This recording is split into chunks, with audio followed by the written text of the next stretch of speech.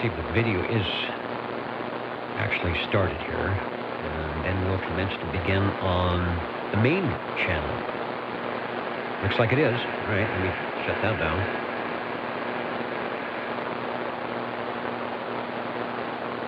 See if the video is actually started here. Then we'll commence to begin on there you go, you are live. Channel. You're listening to the Old Tube Radio Network. Right. You may not find us on your TV, because in case you did not know, we're being brought to you by OTR. Brought to you by 27.085 megahertz. Brought to you by RADI. The Old Tube Radio Network. RADIO. Thank you, Stan Freeberg and Billy May and the orchestra and all the ships at sea. The SWLs and Old Tube Radio operators will be talking with the Tube Radio operators shortly after the roll call. But first, the Old Tube Radio Network at 27085 on your tunable receive and 27085 channel 11 on your crystal-controlled receive here in Central California. Not sure what the Skip is doing, Groundwave is doing tonight, but we will be talking with the owners of classic 11-meter Class D, probably mostly Class D radios tonight. We'll be checking in here in about 35 minutes, see if we can get some of our classic favorites to check in. The Old Tube Radio Network, we have been gathering here on Channel 11 for about 35 years. Been streaming and doing the live video for not quite that much time, but welcome to those of you who are listening, and we'll be checking in and we'll acknowledge you in a little bit. But first, let's get started with the directed net roll call. And if I bring up the proper page here, I will, we're up at 00. Let's see if 00 is hanging out tonight.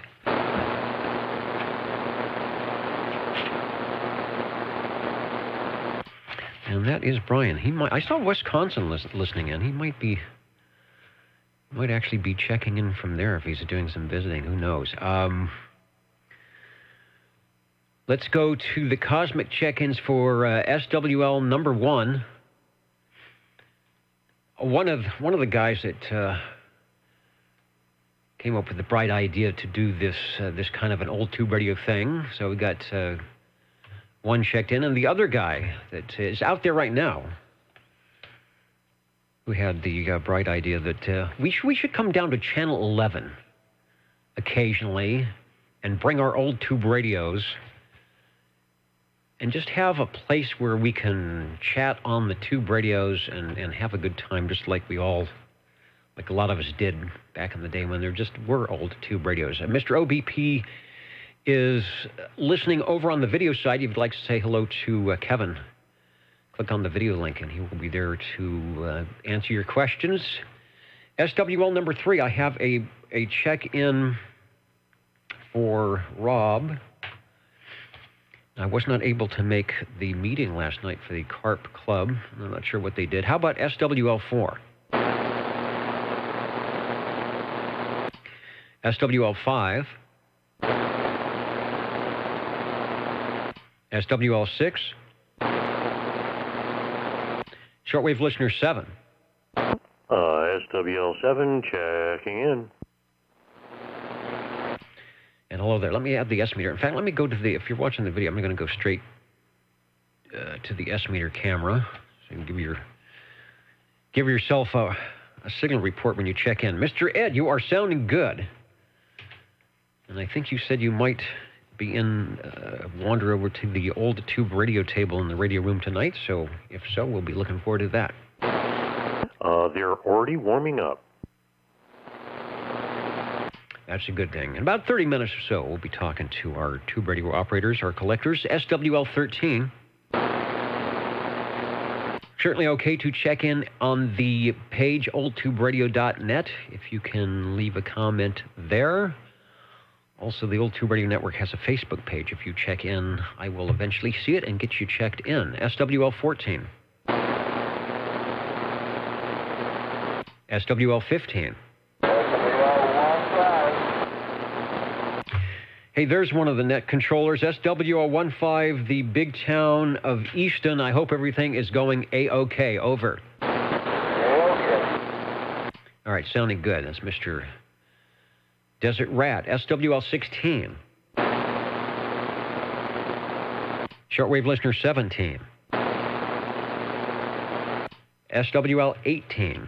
I've got Mikey checked in from a Facebook check-in. We skip over to SWL20, who might be listening in from somewhere tonight. I think he said he was going to be away from the coiled microphonium cord, but we do have an X in the square. Harvey, if you're listening, don't work too hard. SWL21, that's Mr. JT or DD21, representing all those stations in the Wasama Swamp tonight. The ground rod was active tonight. Let me see if I can do a replay. Here we go. This is a replay of earlier this evening, old radio night with SWL21 at the microphonium. It's got the bracket, heavy duty bracket. It's got a red light when you transmit, and it's got an S meter right there. This is the squelch, and this is the volume. The volume's wide open on it, probably needs cleaning. This is the mic that was on it. I've got the chrome part that goes on there. I think this is a power mic. It probably needs that battery inside, but I just didn't take it apart yet. I believe it'd work if I put that battery in there. But anyway, that's what. And he's explaining the radio. Below the radio he's talking about is the Cobra Cam 88, which was the radio of choice tonight for the net. And sorry about the echo. Somehow it's routed through the other. You did not have that echo. JT, he's scratching his head. Wait a minute. Where's that echo coming from? That's being induced on the audio board here. But the old radio night looking good on the Cobra Cam 88. We've got you checked in. Let's head over to SWL22. That is Mark out of Texas. You know, I haven't looked at the big board here to see who is listening tonight. We'll see if Texas is on the board. He will probably come in just a little bit later. Let me say hello to some of our stations listening in the balcony tonight. We've got Oregon, in Fremont, California, Ohio, Florence, Kansas. I think that is the Midwest Sound out there. That's Toby listening. And Hendersonville, Tennessee, coming up to you. Hello to Florida, Wisconsin, Southern California, South Carolina, Dallas, Georgia, Independence, Kansas. Actually, I think that is that's a Midwest Sound. Squamish is in there. That's our friends waving a hand. Albert, Peter, Christian, the Dynamic Trio, waiting for some conditions from Central California. Hello to Southern California again, Lake Elsinore, Springfield, Missouri. Our faithful SWL out there in Woodland Park, or near Woodland Park, Colorado, who has, we've talked with him before. Hello to Maryland and New York. Who else is listening? Looks like Australia and some others. Well, we'll talk with you. We'll check in with you later, but I wanted to wave a hand to our digital SWLs over at oldtuberadio.net. How about SWL23? SWL24?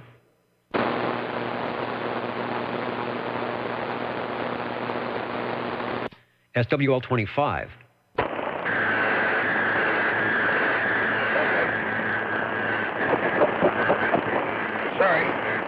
Gotta bang this radio around before it'll work. 25, check it in.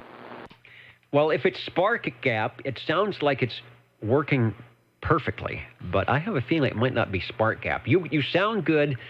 Wave, turn on the fan, get rid of the smoke, and maybe we'll talk to you a little bit later, and I will get 74 checked in as well. Over. Thank you, Dennis. Sounding good.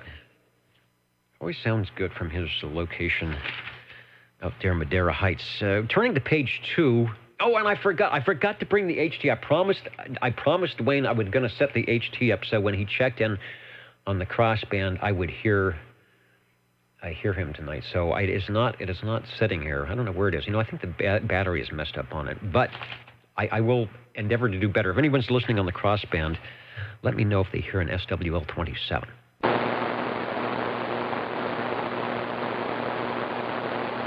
We have a proxy check-in for SWL 29. Oh, by the way, if you're playing the home game, you should be on the page that says, where is it there? November 2nd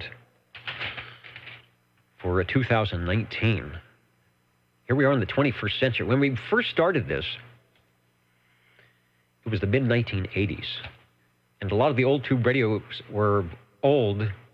Actually, they were newer than they are now, that's for sure. Continuing on, speaking of radios, we'll be checking those in here in about 20 minutes. SWL 31. Robert and Teresa are listening out of Hendersonville, Tennessee. Where are you? I saw you on the scroll-up list. There you are, near the tops. It's always easier to run out into the lobby and grab the cookies and punch when you're near the door up there. Thanks for listening in. SWL 32. SWO 32, 744, Fort North, standing by. And there's 744 tuning in. SWL 33, myself, the Jingle Singers, Bozo Control, listening into the Old Tube Radio Network here on Channel 11 tonight, where we will be talking with and about the classic tube radios coming up in just a moment. First, the direct net roll call of our shortwave listeners. Over to SWL 35, Mr. Bill, who is checking in and checked in from Cheyenne, Wyoming tonight. I'm not sure what the weather is like up there, but I bet it's a little bit on the chilly side. Perhaps not snowing. We've got you checked in, Mr. Bill. Thanks for listening. SWL 36. SWL 36? Where you at, man? I went in on this stuff. SWL 37. Fort North, standing by. 37. I think I heard 36 in there. Somebody hollering at you, wasn't it?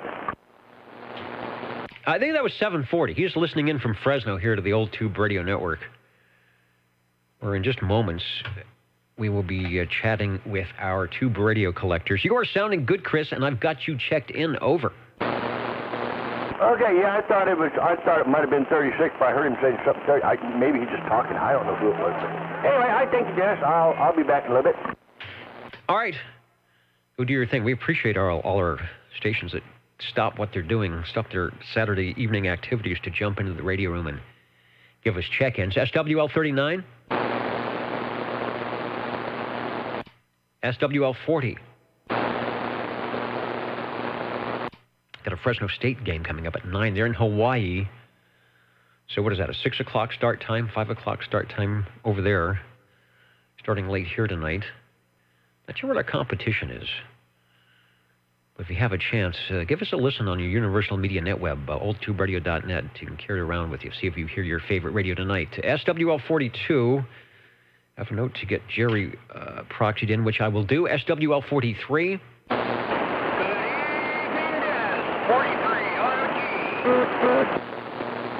Looking good with 8 S units on the meter here. Crazy Eddie beaconing in and checking in to the Old Tube Radio Network. Stay warm. Over. Roger, Roger. You're sounding pretty good up this way, too. All right. I always like talking to stations that have great receivers. Then I do sound good. Thanks for listening in. Not sure where this guy is tonight. I will look on the various venues to see if Mr. 360 Ray SWL 44 is checking in somewhere. Oh, there he is. Look no further than the video side. Hello. Delta Delta X-Ray waving a hand. And good evening to you. Over to a station who has been checking in pretty much since we started the net here ever so long ago. And if you were to take all the radios that Paul, SWL 45, has in his grandiose radio room, it would probably, I don't know, I'm trying not to exaggerate, but would probably come close to about a ton. Hello, Paul. Over.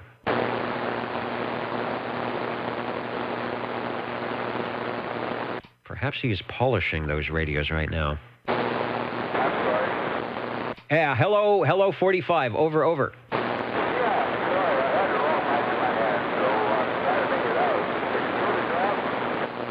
Yeah, I can hear you now. When you have many mics from which to choose, it is often a challenge to pick up the right one, but I hear you now. Over.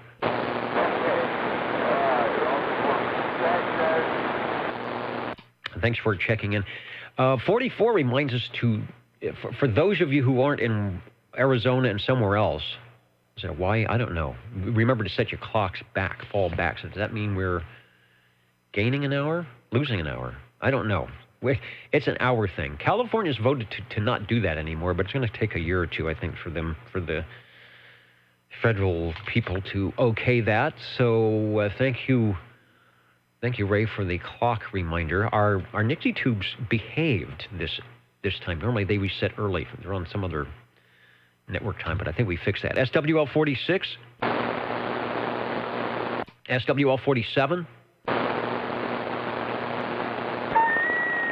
Oh boy, caught me running into the radio lounge. Just came back from the grocery store and actually spent just a couple minutes over in River Park. And I'll tell you what, man, I guess there's a local telescope club that has several members out there that have their equipment set up, and they're letting civilians look at all sorts of amazing things. It's pretty spectacular. The moon, Saturn, Jupiter, it's pretty amazing out there. But perhaps not quite as amazing as these old glowing vacuum tube radios. I wonder if that's the astronomy club. Normally they set up down at the Discovery Center, which I think has a little bit better, less lighting, because it's not right in the middle of the city. River Park is just super, super bright in the middle of all that hubbub there in the shopping center, so that's good. They probably got some very nice telescopes. Plus, I think we're in sort of a crescent moon, which I guess is a good way to look at it. So, sounded interesting. Sounds interesting. You sound great. Radio sounds good. A portent of perhaps some check-ins to come here on the Old Tube Radio Network. Got you checked in. Thank you. Let me also say hello, since I refreshed my page, to SWL 22. Mark is out there, listening from East Texas. He said he's putting the extra hour to get used tonight. Hopefully we'll have some conditions. Thanks for listening in, Mark. And yeah, when we get conditions, might be able to catch you on a couple of bands. Also, Bob and Steve, don't want to forget about the Bob and Steve Show out there in out there in Ohio. But they have a private jet. I don't know what they do, but somehow they are able to supply our jingle singers with all the items of interest they need to keep them going for the couple of hours and make it very pleasant for those checking in when they jump into the green room. They've been hunting turkeys with the jingle singers. And it is kind of smoky in California if you're in the right spot. It's not bad here in Central California. Although we get smoke, but we haven't got many of the fires or any of the fires yet.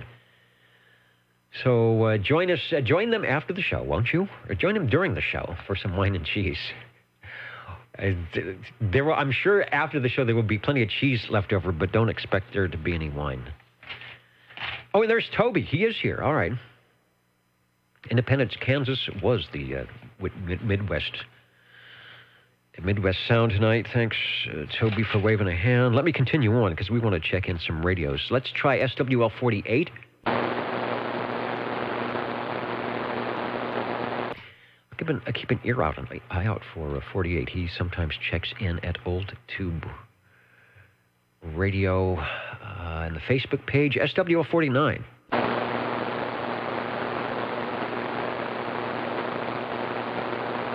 SWL 50. SWL 51. 51 checking in. 51 checking in. Let me click the button and check you in. And also in the analog black ink. This is what is this? This is a generic pen that doesn't have any markings at all. It's probably one of these things that made in China where they are just ashamed to put the name on it because the ink will probably run out after the page is over. You are sounding good. I got you checked in. Temple, Dennis. Have a good evening. Really, there's no there's no marking at all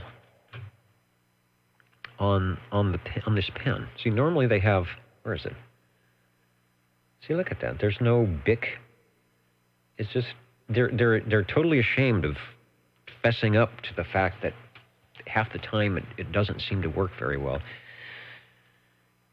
We will have the tube radios checking in. Let's try they're coming up. Don't go away. SWL 52. SWL 53. Hello, Dennis. 53 checking in. Mr. Bel Air. Hello, Bob. We've got you checked in here on OTR tonight. Thanks for listening.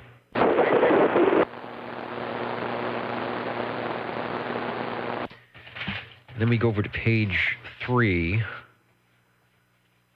And hello to Rob up there in Colorado. 12 inches of snow this week. What is the lowest point in Colorado? Isn't the lowest point 4,000 or 5,000 feet? That's the low point. So you might expect that, along with single-digit temps. Minor band opening yesterday, but nothing special. I guess it's gonna start opening up. There's some sunspots happening and interesting things. I think the little cold front that ran through last week has passed. It dropped some really low temperatures. If you're in that part of that dip of the Gulf Stream that comes down, we even got low 40s here at night. I think it's supposed to be low 40s tonight too. Toasty in the radio room, 76. With all the tubes glowing. SWL 54, the cosmic check-in for Larry, who many of you knew because he worked on a lot of the radios that we'll be checking in tonight, probably.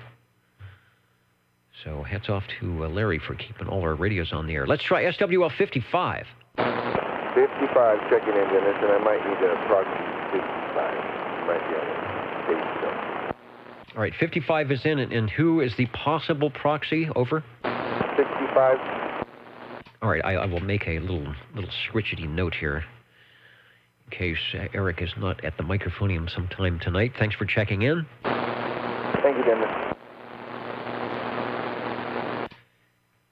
And waiting for his packages.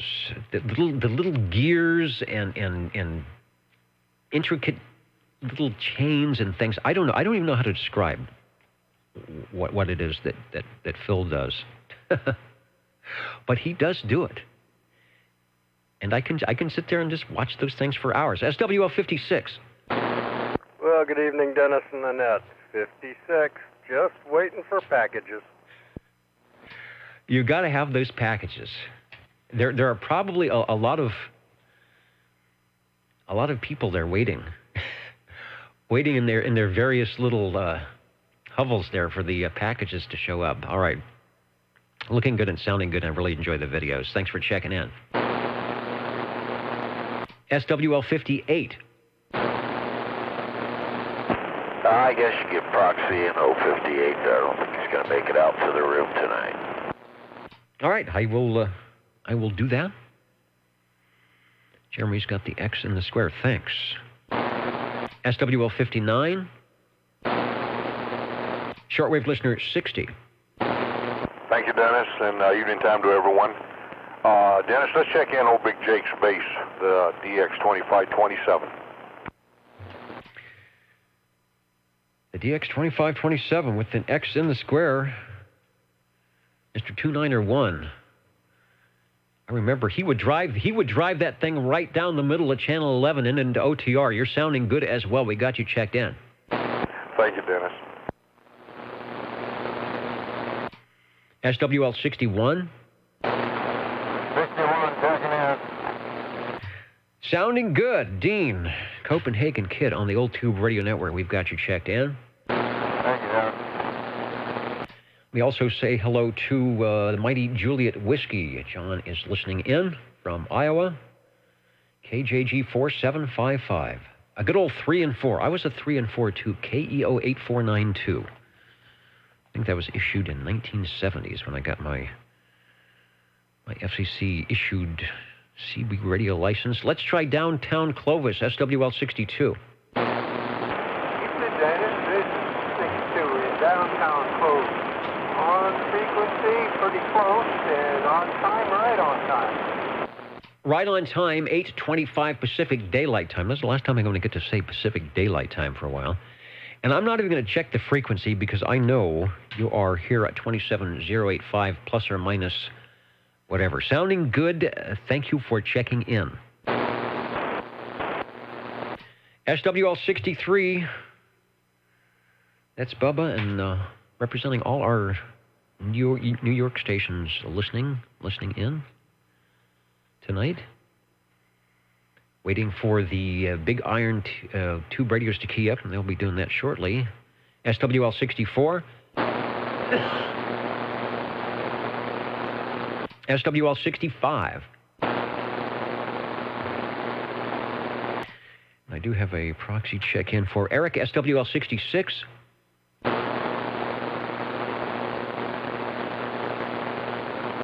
SWL 67. Got a proxy in for Bill, SWL 68. SWL 69. And if you're listening, Kenny, got you checked in. Hope you're able to tune in the old tube radio network. Over to SWL 70. I think Mark checked me in. Who was the net control Wednesday? It was 70. Checked me in on the Wednesday night net. SWL 71. And that is Stan checking in. We have a hand from Dallas, Georgia tonight, where no doubt all is well. I'm looking on the board. Okay, you know what? Let's see. I might be able to tell you the weather in Dallas, Georgia right now.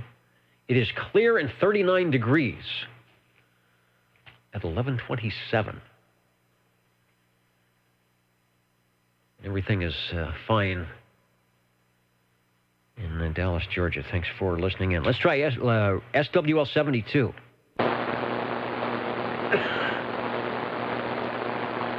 SWL 73.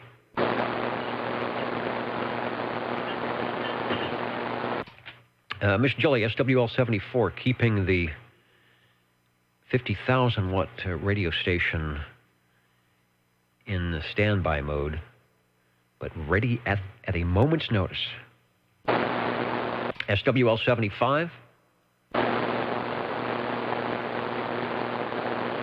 SWL 77.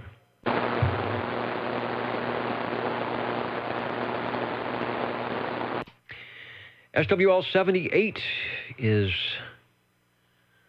10-8. 10-8 and listening. 10-8 and 10-10. That's what we used to say. I can remember that when I first got my radio. Everybody was 10-8 and 10-10, and you were 10-2 or you were 10-1. Or if you were 10, let's see, if you were 10-1, you were probably also 10-9. Everybody's looking for their little 10 code chart.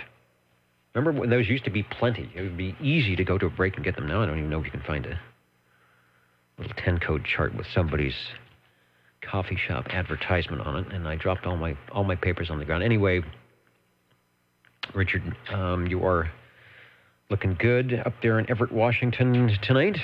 Next is SWL 79.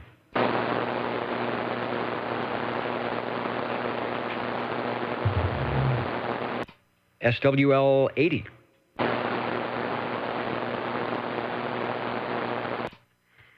That will take me to page 4, SWL 81.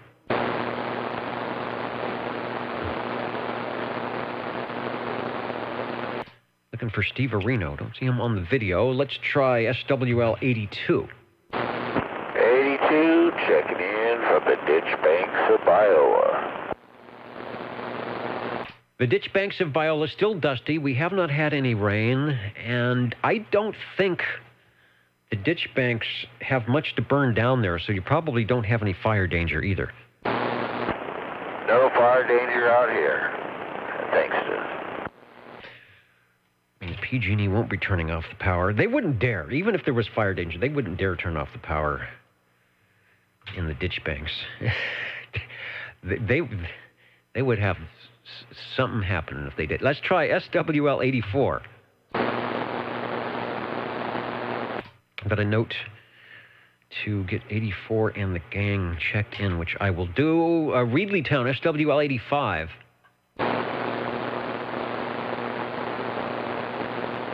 And we'll get SWL 86, SWL 87, and SWL 88, respectively. The Mountain Maid Tandy Girl and Snowy Owl, SWL 89.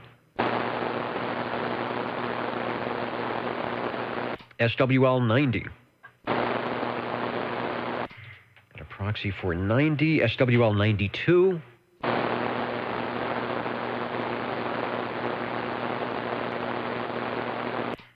I wonder if his 10 meter is working. I did hear Chuck check in on the Wednesday night, Ned.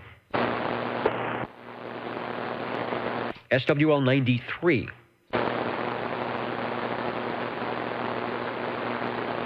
SWL 98.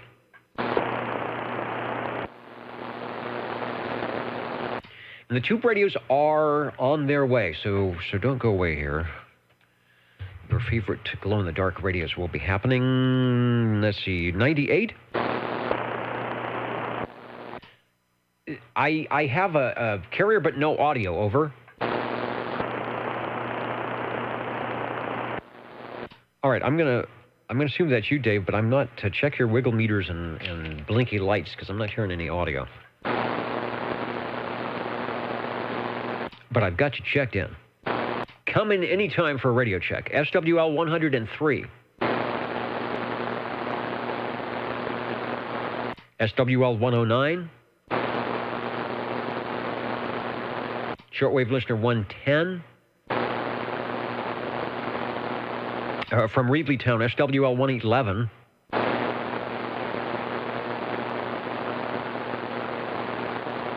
I don't see Robert on the big board yet. SWL 113.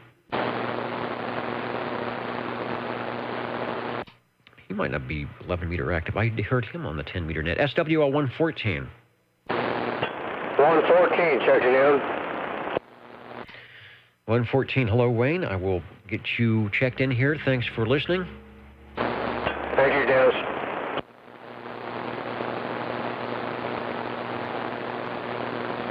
Over to 128. John Lee in Fairfax, Virginia. I don't think I saw him yet checking in, but I will be diligent in making sure that when he does get around, I'll get him checked in. Let's try close to home, SWL 131.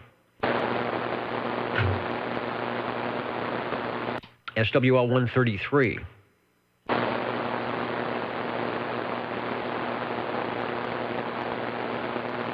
And hello to some stations just joining us on oldtuberadio.net. The old radios coming up. We're on the direct-to-net roll call. Someone near, is it Palatka, Florida? And then Lake St. Louis, Missouri.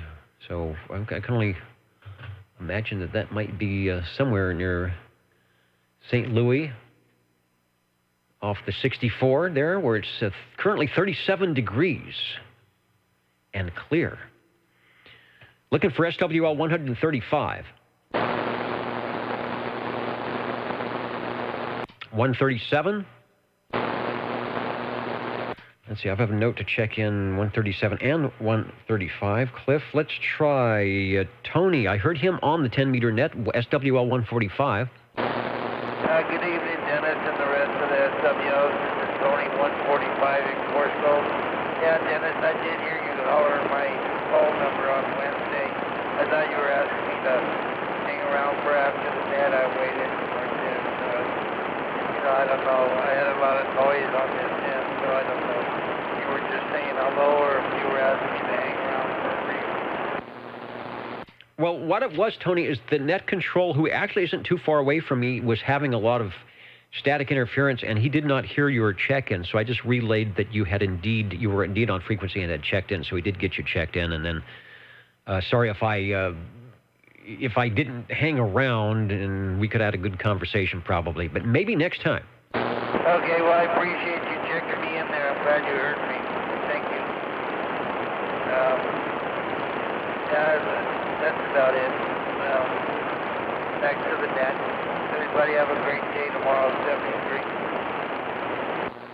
And hearing you fine right now. Thanks for checking into the Old Tube Radio Network. Next, we have SWL 147 in Fayetteville, North Carolina.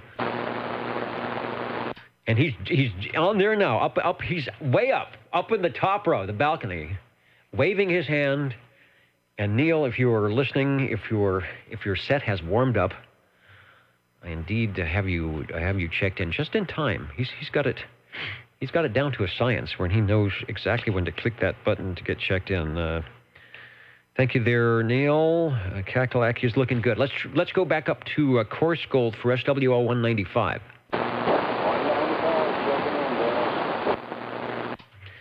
Up where Course Gold, where it is clear and cold tonight, the Course Gold Starliner. Thanks, Jim. And SWL 226.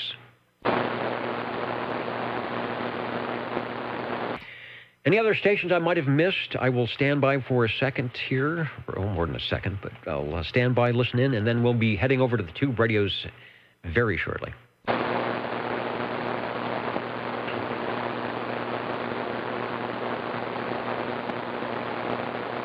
Well, sorry about the static on the receive tonight. I have adjusted my RF gain the best I could so I can hear stations but not drive everybody nuts who is listening in.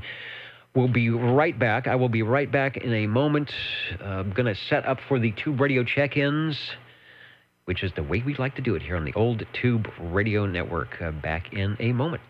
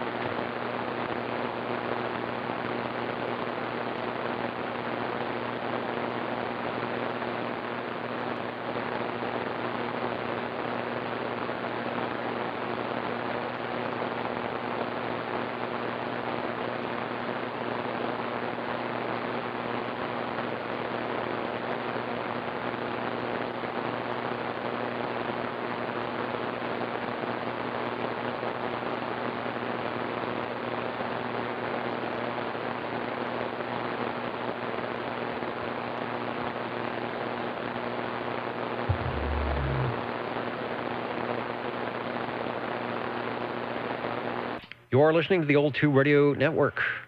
How do you do, ladies and gentlemen? Greetings to you, wherever you are. For music and the latest news from home and from afar, the station for you is OTR, Old Tube Radio. The station for you is OTR. Hello there. We hope the station for you is OTR. Let's turn on the control room camera, and I will say hello to all those who are listening in at oldtuberadio.net or Channel 11, whether you are ground wave or skip, and also at the YouTube video. This is the portion of the net where we listen to, talk about, and wait for those classic glow-in-the-dark radios from the Class D 11-meter citizen radio service from 1958-59 when the FCC said yes, we can do this, and to about 1978 when the manufacturer said, no, we won't do this anymore. It's all going to be solid state. But in the meantime, that 20-year period, the classic radios that graced that time will be parading across your radio or your universal media netweb device tonight. We hope. Seems like it could be a slow night tonight. The Fresno State Bulldogs are about ready to kick off. And things have been quiet here in the Central Valley, but we'll see what happens. OTR is standing by and listening for radio number 1. Number 7. Go 95. 45. Well, getting off to a good start. We've got Ed, Jerry, and Paul, and I'll take them in that order. So 25 and 45. Head on over into the green room where I think Bob and Steve said there's wine and cheese and all manner of good stuff, and we'll be right with you. Jerry, you'll be radio number 2, and Paul, you will be radio number 3. And stepping up into the air chair here at 8:40 or 8:41, somewhere like that, Pacific Daylight. I just want to say that one more time, Pacific Daylight Time. Because we're setting the clocks back probably after. I wonder if the Nixie tubes have figured that out yet, but we'll be setting the clock back. I would like to say hello, Mr. Ed, and over to you for what is beaconing out of your radio room tonight. Station. Go ahead and take that station. All right, thank you. The station, this is the Old Tube Radio Network. Go ahead, over. Sandbagging again. They check in, so check me in. SWL 93. Sandbagging from afar, but I'm glad you caught us while we were on the air, and I've got you checked in, Louis. Thanks. Thank you much, and thanks, Ed, and good evening to all the SWF, and Sandbagger 1 is out. Good evening, and we will also say good morning, where it is very early morning, as Friar Tuck in the UK, in Nottingham Forest. Wayne is listening in and saying hello to the Old Tube Radio operators, and SWL. It's good to have you aboard, Wayne, on an early Sunday morning. And let's head over to Mr. Ed. Over. Well, this time a Tram TR-27 Echo, and I'll also wave a hand and say hello to the Friar Tuck out there in UK.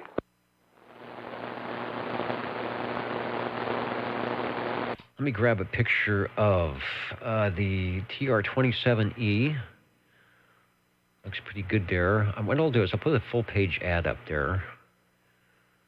Anybody can squeeze in and see that, but this is what Ed is talking on. Then we'll go to the picture of the radio, which is actually the radio on which he is keying down, or will be in just a moment, from October of 1963. So 1963, this is brand new, in the box. I'm looking to see if I have a price point on this for 1963. I don't. Do they mention it in the ad? They mentioned everything else in the ad except the price, but I'm sure it was probably very close to $300. And it sounds every bit as $300 good in 2019 as it did in 1963. Give us a transmission. Over. Oh, well, thank you. This one, it's in pretty decent shape. Big 5x7 speaker. Of course, the large S meter, about 3 inches by 3.5 inches. And, there's nothing small on the radio. Big green, well, actually teal, front, and the microphone that's in the ad, I actually have one, but I haven't quite wired it up because, this Electro Voice 638 does so darn good on it. I'm moved over to the ad, the microphone in the ad. Oh, you know what that is? It could be the Turner-style desk mic. They made a +2, of course. Everybody recognizes that stand. So probably would sound pretty good. You know what would sound Shure? I think any microphone would sound good on that. The Shure 444, your EV microphonium, probably not too bad. Another step forward in CB communications, a TR-27E base station, 70% or better transmitter efficiency, provides 3.5 watts guaranteed minimum RF output with 100% high-level modulation, keyed compression base station. And then it goes on to talk about all sorts of items. And let me scroll up if you're watching the video. There's the tram service tip number 1. I will leave that up as Ed takes another transmission. And Ed, I don't think you need to do the service tip because your radio is working just fine. Well, it dead keys at about 4 watts, and the PEP meter tells me it's swinging just a little over 20. So, yeah, it's doing a bit more. I do believe someone put the screwdriver to it. In fact, I know who did it. It was a ham radio operator, and he did a very nice job on it. Pretty good for a 92-year-old guy. A little modulation light is winking and blinking at me, telling me that the radio is working. Radio's working great here. Beaconing out. Tram Electronics, P.O. Box 187, Department 10A, Winnisquam, New Hampshire. Wonder if that phone number is still good in the 603 area code. Let me jump back to the tram radio. Oh, where did it go? Where it is? Way over there on the other side of the page. I saw one. Somebody had a picture of one on one of the great CB radio Facebook sites, and I recalled that the meter was it was a big meter, but it was just a little bit different. It didn't have the oval top to it. It had a squarish top, so they may have had various different meters. With this model, the TR27 series, they had various configurations. This was the final one before they came out with. I want to say, what was the radio after this? Probably the Tram Titan. It's doing a good job. I know we've got some other stations waiting to stand by, but I want to get one more transmission in on the Tram TR27ER, radio number 1 tonight at 8:40. Thanks for bringing it by. Back to you. Oh, well, one more transmission, no problem. And thank you for being there. And, man, I really enjoy bringing these by. And I'll be waiting to listen to see what the other guys have brought. Me too. There was the S meter. I saw about a S25 over S9 on the peaks, so looking and sounding good here on the Old Tube Radio Network. If I didn't say so, my name is Dennis, the net controller for tonight, and we will be going for another probably hour and a half with glow-in-the-dark radios as they check in tonight. Radio number 2, stepping into the air chair out there in Madera Heights. Jerry's Radio Shack is definitely not down the street. It is probably, 10, 15 miles away. Over the meadow and through the woods. Hello, 25. Hello, Dennis, and thank you for your hospitality. The pretzels and the beer and the jiggle fingers on break. We had a good conversation. Anyway, 25 checking in on the Sonar Model G. Boy, if anybody's... anybody's young enough or old enough to remember Highway Patrol, Roderick Crawford used to grab a microphone out of his patrol car. I think it was a Sonar stock microphone, big old bread box. Anyway, that's what I'm talking on. Non-powered, handheld, big old Sonar microphone. Anyway, back to you, Dennis. I do remember Highway Patrol. Roderick Crawford, I think filmed on in the hills just outside of Beverly Hills up there on Mulholland Drive. What I do remember is he had a like a 102-inch whip, I think, on the back of the patrol car. That's what I remember. Boy, this has loud audio. I want to make sure I've got a right picture. It's the Model G, showing all the 8 channels, and you've got it done right. Give us another transmission over. Yeah, okay, Dennis. Anyway, it's dual conversion. It'll go AC/DC, crystal controlled, 8-channel crystal controlled, and by golly, the thing's still working, and it's definitely designed as a mobile. So I would not be a bit surprised if this is something that maybe Roderick Crawford or Highway Patrol used to use in the old days, because they had to have some sort of communications, and back in the day it was all tubes. So anyway, back to you, Dennis.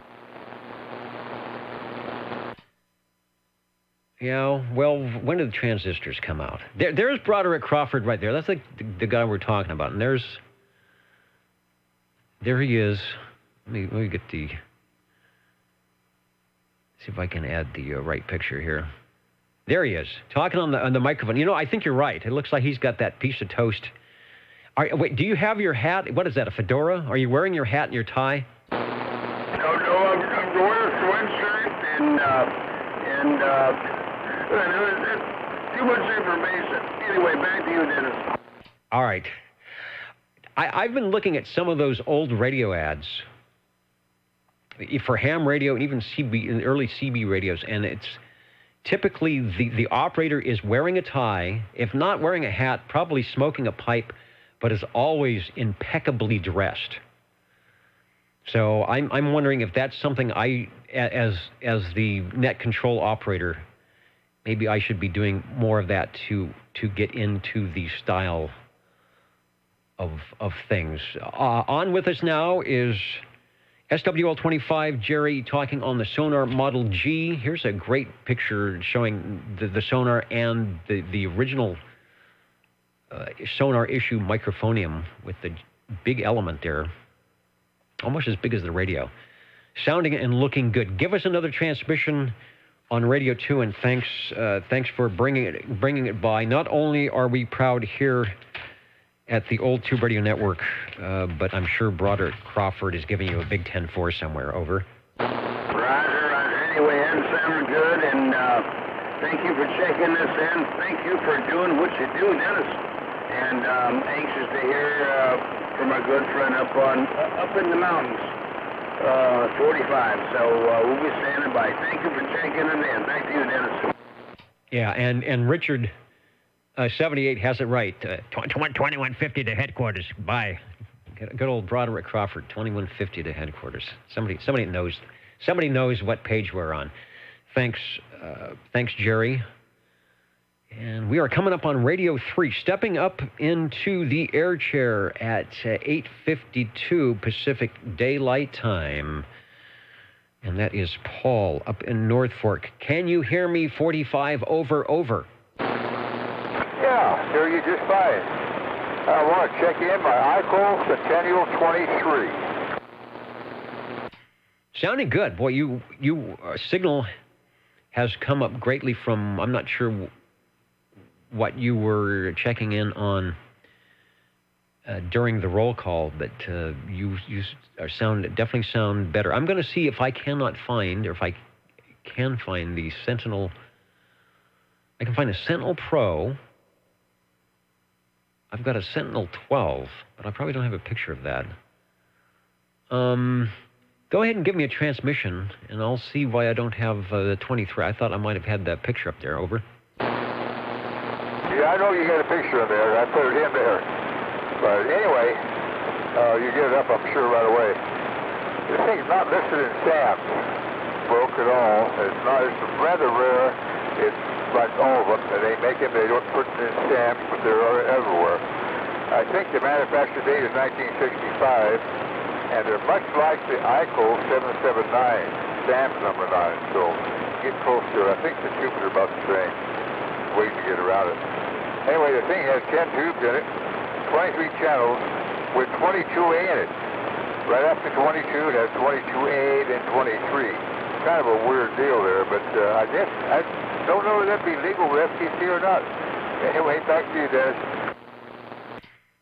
You know, that is a good question I should know the answer to. And when they started synthesizing the crystals and doing the every 10 thing, they just sort of happened to be there already. And why 22A showed up, unless it was okay as a business channel, and there was an A and a B, because there was 20 kilohertz between 22 and 23. But the RC channels, I'm sure, weren't, the typical RC channels, you weren't allowed to do anything on that because they were the RC. There it is. I found the picture. Let me go to the closer shot of it. And it reminds me of the Night? The Night kit? Or is it the Midland? The Radio Shack? Anyway, there it is. Nice looking radio. Nice and clean. The Sentinel 23, nice audio. Got a squelch volume band spread. Band spread. I'm assuming that's like a Delta tune. Looks like it's got a CBPA switch. And, I've got a tube complement and some other things. But before we go into that, give us another transmission. That one's doing good, and I'm gonna do the radio on the S meter. So if you're watching the playback, you'll be able to give yourself a radio report. Go ahead. Okay. Yeah, it's not a real fancy radio as far as a whole bunch of knobs and everything on it, but it's got all the essentials. Everything works on it. Very clean, very nice, and it's all up to ICO. They're the top number. They're a good radio manufacturer. This thing's got an all-copper chassis on it, but that is fantastically beautiful in there. It's a first-class radio. I'm running a stock handheld Cerna microphone on the thing. You can see a picture of it little on the top left-hand side. Is kind of hard to see. But it looks like an M+2U, but non-amplified. So it's come with the radio. This is the way it came. And it's not real loud, but the way it sounds on the meters, it looks pretty good. Back to you. Yeah, it looks good. I was looking at the S meter there, and you've got forward movement. The audio's nice and clean, nice and clear. Looking at the expanded version here, there's the mod light. And that's the kind of utility S meter. Not the later ones that were sort of all, colored green and red. This is just plain black and white with good old S units. And what it is the 40 dB over 9 and some other markings, probably for when you are transmitting, to take a look at some items. 10 tubes, 6 BQ5 in the final amp, output modulator, the 6 AQ5. And I'm looking to see if it says which Sam's PhotoFax is in, and I don't have that. Doing good. It's been a while since you've checked this one in, and it's still playing for you nice. Back to you for transmission, and we enjoy hearing it. Thanks for bringing it by. Yeah, okay. No, I really like the radio. Like you say, it's real clean looking. Not that large a radio, but it does the job. It's got room for all the tubes and everything in the thing. I'm going to ask you something about your meter itself, or your S meter on the front. It sits about 7 when nothing's going on, when you're sitting there. What goes with that meter? How does it operate? I know it gets my signal, but how much is it in the 7? Is that your incoming noise into it? Oh, yeah. You're talking about my meter. Let me go back to that. What I'll do, I'll go ahead and sign off with you, and then some other people might have that question.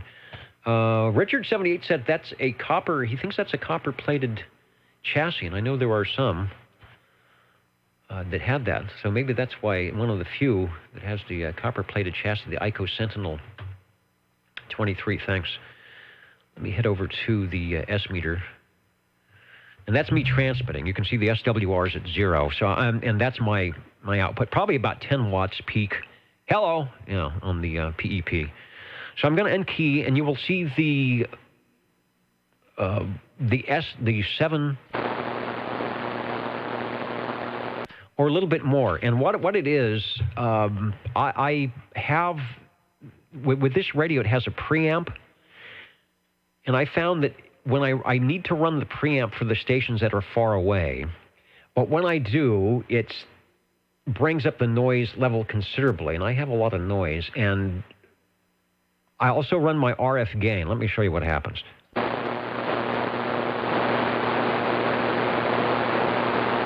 it's going 7 right there, a little less better than 7. Yeah, and so what I do is I back the RF gain so that it starts attenuating right at 7. So I'm backing my noise level down, or my RF gain level down to the noise. Let me do that. Okay. Well, I did heard you talk about it, and I'm meaning to ask you. So it all makes sense. Thank you, Dave.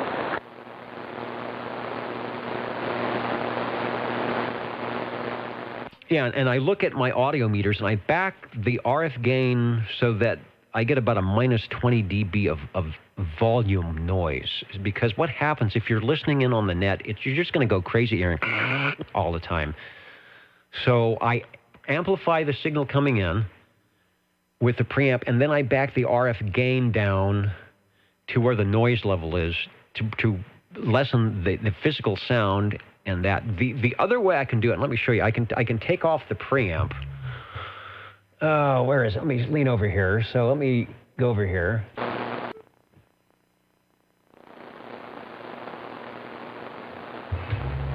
So there you go. The IPO is basically, it's a preamp off. It's like a negative preamp, and I think I want to say it's 20 dB. So when I have that, now the RF gain is wide open. And notice I have no noise level at all. But what happens is the stations that are very far away are way, way far down. So I need the preamp. I wish it sounded like that all the time. I mean, it's very quiet. Yeah, all right. Well, hey, if it works, that's the main thing. Maybe I'll run it. You know what? I'll run it like that. We'll do a test here. Our listeners, operators always have great ideas. So I'm going to run it with the preamp off. We're going to have the RF gain all the way open. You will see some different S-meter readings, and then if someone is in the noise, then I'll try the other situation where I'm running the preamp and the RF gain control. So we'll see what happens. Maybe that'll be better, a little gentler, kindler and gentler on the ears of the SWLs. So that's my... Let me get everything up here. That's the deal, and I'm sticking to it. Plus, it's the top of the hour. Thanks, Paul, for your ICO check-in. No problem. It all makes sense. I mean, if you think about it. I couldn't say I was solid 7 a little bit. Now, yeah, I understand it. Thanks, guys. And you'll notice, if you're watching, it changes the incoming S-meter as well, because now it's attenuated, everybody, and it gets to that kind of AGC threshold, and you'll see your meters, your signal is moving quite a bit. I think that's probably not really accurate, but because the way the AGC and AVC is working on the radio, that's what happens. All right, top of the hour. What did we do at the top of the hour? Probably the jingle singer. So here we go. How do you do, ladies and gentlemen? Greetings to you, wherever you are. Your favorite spot on the dial by far is known to you as OTR, the Old Tube Radio Network. The station for you is OTR. OTR, the Old Tube Radio Network, here in Central California, 9:02 Pacific Daylight Time, listening for and talking with and about the classic tube radios in the Class D 11-meter citizen radio service, manufactured from 1958 to about 1978, something we've been doing on the air for about 35 years, and some of the stations you've heard tonight have been with us that amount of time. I thought at 35 years we were talking about going to 11 o'clock and going later in the early years, but then again, a lot of us were 35 years younger. so maybe that has something to do with it. Anyway, we're listening for radio number 4. 40. And something is happening. My foot switch is sticking here. Hello, 40. Yes, I'm checking in from Chinatown. And doing a good job. You're back in the air chair. Yes, I missed out on the check-in because I just had to make a run to the store to pick up some organic milk and some. I just picked this up. It's variety loaves. One is pumpkin and the other is chocolate swirl. Is that ice cream, yogurt? What is that? They're loaves of bread.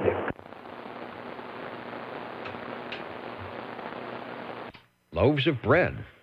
Okay.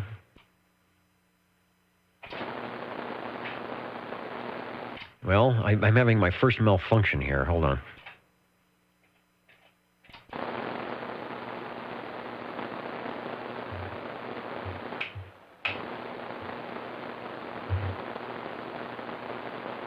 Well, I have you checked in.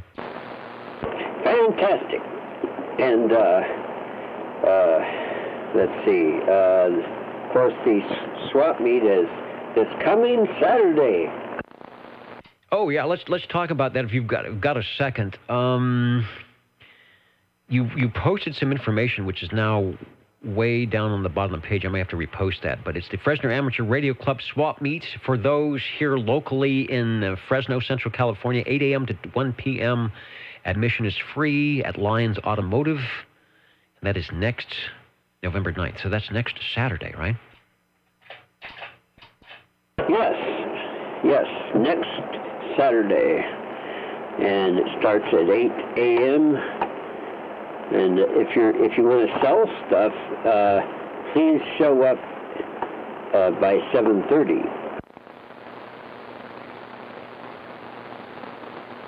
So that you may set up and do all that. And selling is free and buying is free. Well, that's a deal.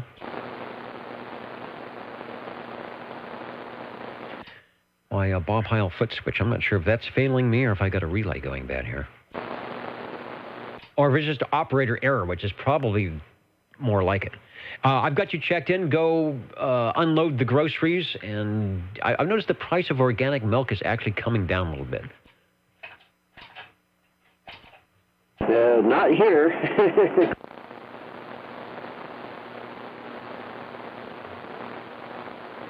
Well, yeah, I guess it depends where you buy it. Okay, this isn't working.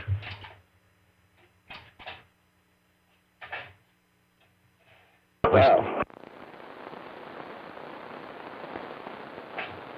I want to clean the Charlie Alpha Tango hairs out of the switch.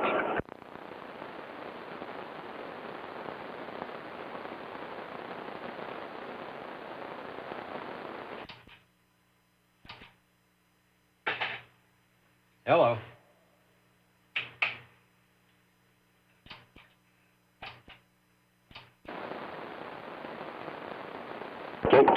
Can you move the video camera to show the action of your foot on the switch? Yeah, I was going to try that. Close-up camera won't move, and the foot switch doesn't have enough cable because it's running different places. I'm going to crawl under the desk here and just check a few things out, and I will be back. Otherwise, let's see, how would I do this? I don't know. I'll have to see if I have a workaround. Back in a moment.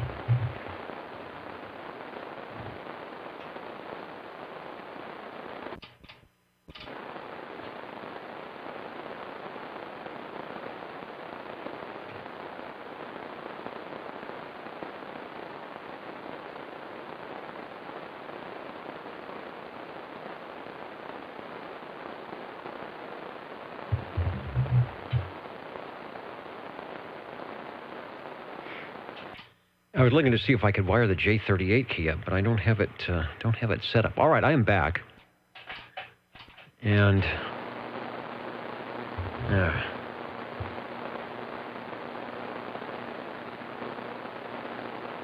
way number 2 to do this would be to manually key the transmitter, which is going to be very awkward. We'll see what happens. Anyway, the show must go on.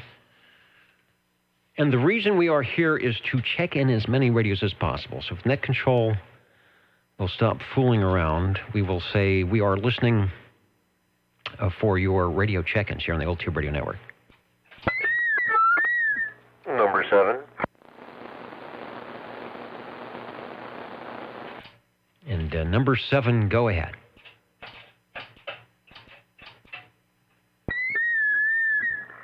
Well, this time the brown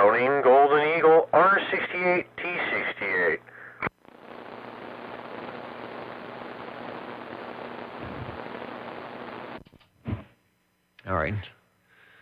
We'll key the transmitter, and I'm looking for the R68, T68, and the arsenal of possible radio pictures here. I know I have it. Series 1, Series 2. I think we determined yours is a Series 2. And it would be that one right there. So let's go to the picture. I will unkey the microphonium, and we'll go back to you. Yes, excuse me. This is the Series 2. Definitely figured that out. And it's got the banana microphone, which, of course, is actually made by Electro-Voice, but it's got the Browning label on it. And from what I understand, that is a newer addition to your collection. Yes, that it is. Harvey brought this one back to life. It needed some help, and luckily I came over to this place over here, and I'm going to keep it on OTR as long as I can.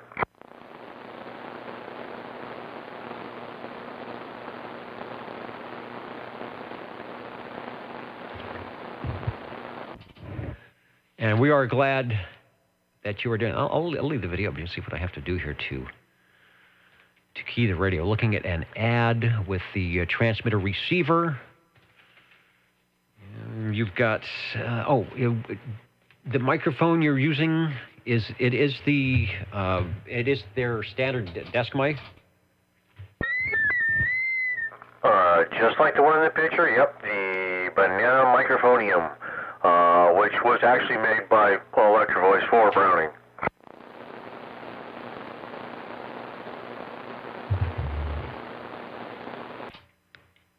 Good thing. Very loud. I don't know if you ever listened to the replay here. I'll put up the S meter so we can see where that's coming in compared to the tram. I think all your radios, unless you have the ability to go a little bit more than 4 watts, come in at 20, 25 over on modulation. So let me see if I can unkey this thing, and we'll give a signal report here.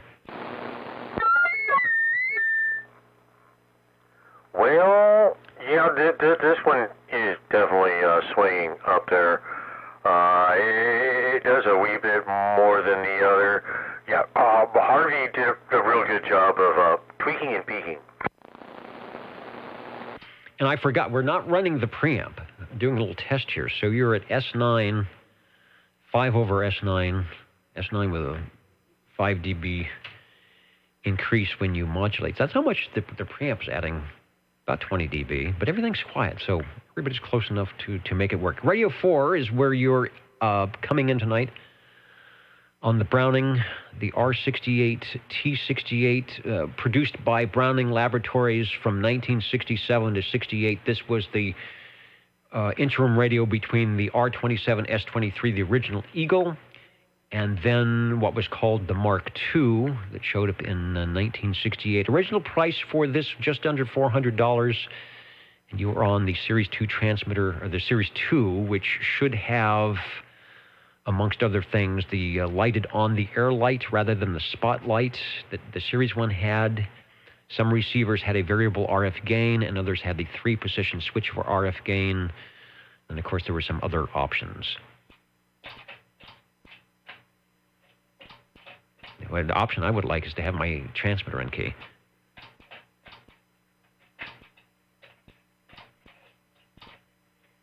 I think it's unkeyed. I don't know. That sounds like it's definitely a bit of a royal pain. But yeah, this one has the on-the-air light, and the non-variable switch has got the 3-position. So there you go. All right, we're kind of turning into a comedy show here as we watch the neck controller working on the foot switch. I think I may have fixed it. Let's see. 1, 2? No? That's weird. I'm just not getting the receive back. So if you're listening on the net, it says the receive is back, but I'm not hearing the receive. You know what? I think I know what the problem is.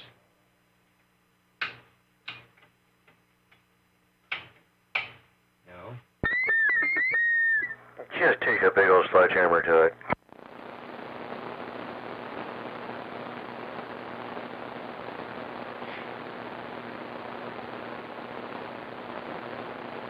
What I need to do is wire this. You know, I've never thought about having a backup.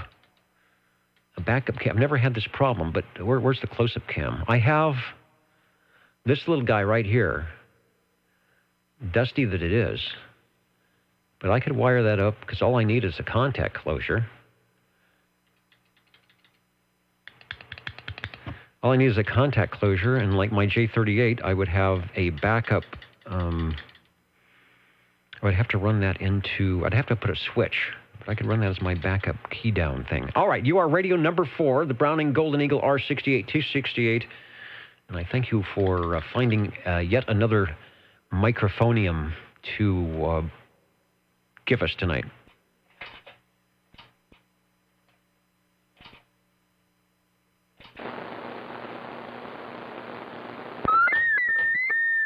Well, there you go. Well, with that, I've got one more to go, so I'll get that one ready.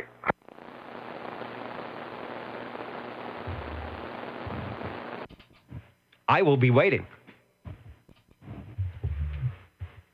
Aha.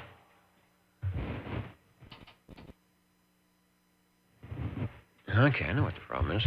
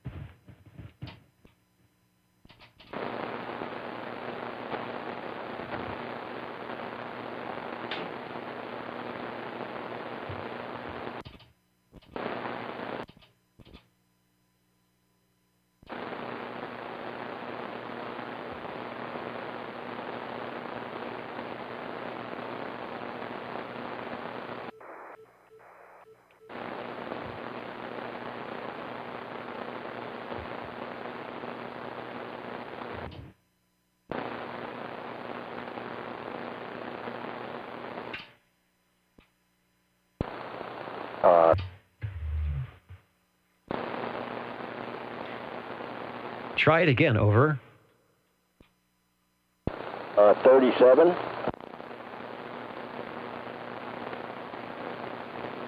Hello, 37. I am getting out, aren't I? Yes, I'm having some receive relay problems here. With me or what? Hello, over. With my radio, over. Okay, well, can I check in then?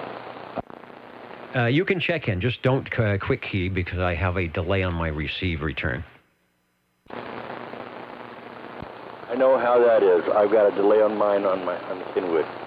Anyway, Dennis, I would like to check in my Chris 23 Plus CB transceiver, 23 channel tuber that glows in the dark, and I am running this here with the original handheld microphone, over. KRIS 23 Plus. I know I have a picture of that. I will insert that picture into the video stream while you give us another transmission on your glow-in-the-dark radio. Okay, well, I keyed up, but I did wait a minute. But yes, it is glowing in the dark, and yes, it is a 23 channel that glows in the dark with the light that blinks on and off right in the center of the mod light, and once in a while you can even make it blink. Right now, I'm just glad to make my radio transmit. I think I may have got a little workaround here. Your radio sounds good, and we are logging it in as Radio 5 tonight, over. Okay, well, that works for me. 5 is fine. 5 is fine. That I will not complain with radio number 5. So, all right, Dennis, I'm going to be off just in here and try to get on to another. Great. Glad to have you in the radio room tonight. The Chris 23 Plus is sounding good on the old tube radio network, and the Chris 23 Plus was one of the Japanese Panasonic chassis with AM plate modulation. It would do 12-volt DC if you had the proper plug, could run it in the car, ran about 17 pounds, and you can find more information if you have a Sam's PhotoFact CB45 and are looking at page 89. Well, can I check in another radio, Dennis? You can check in another radio, over. Okay, well.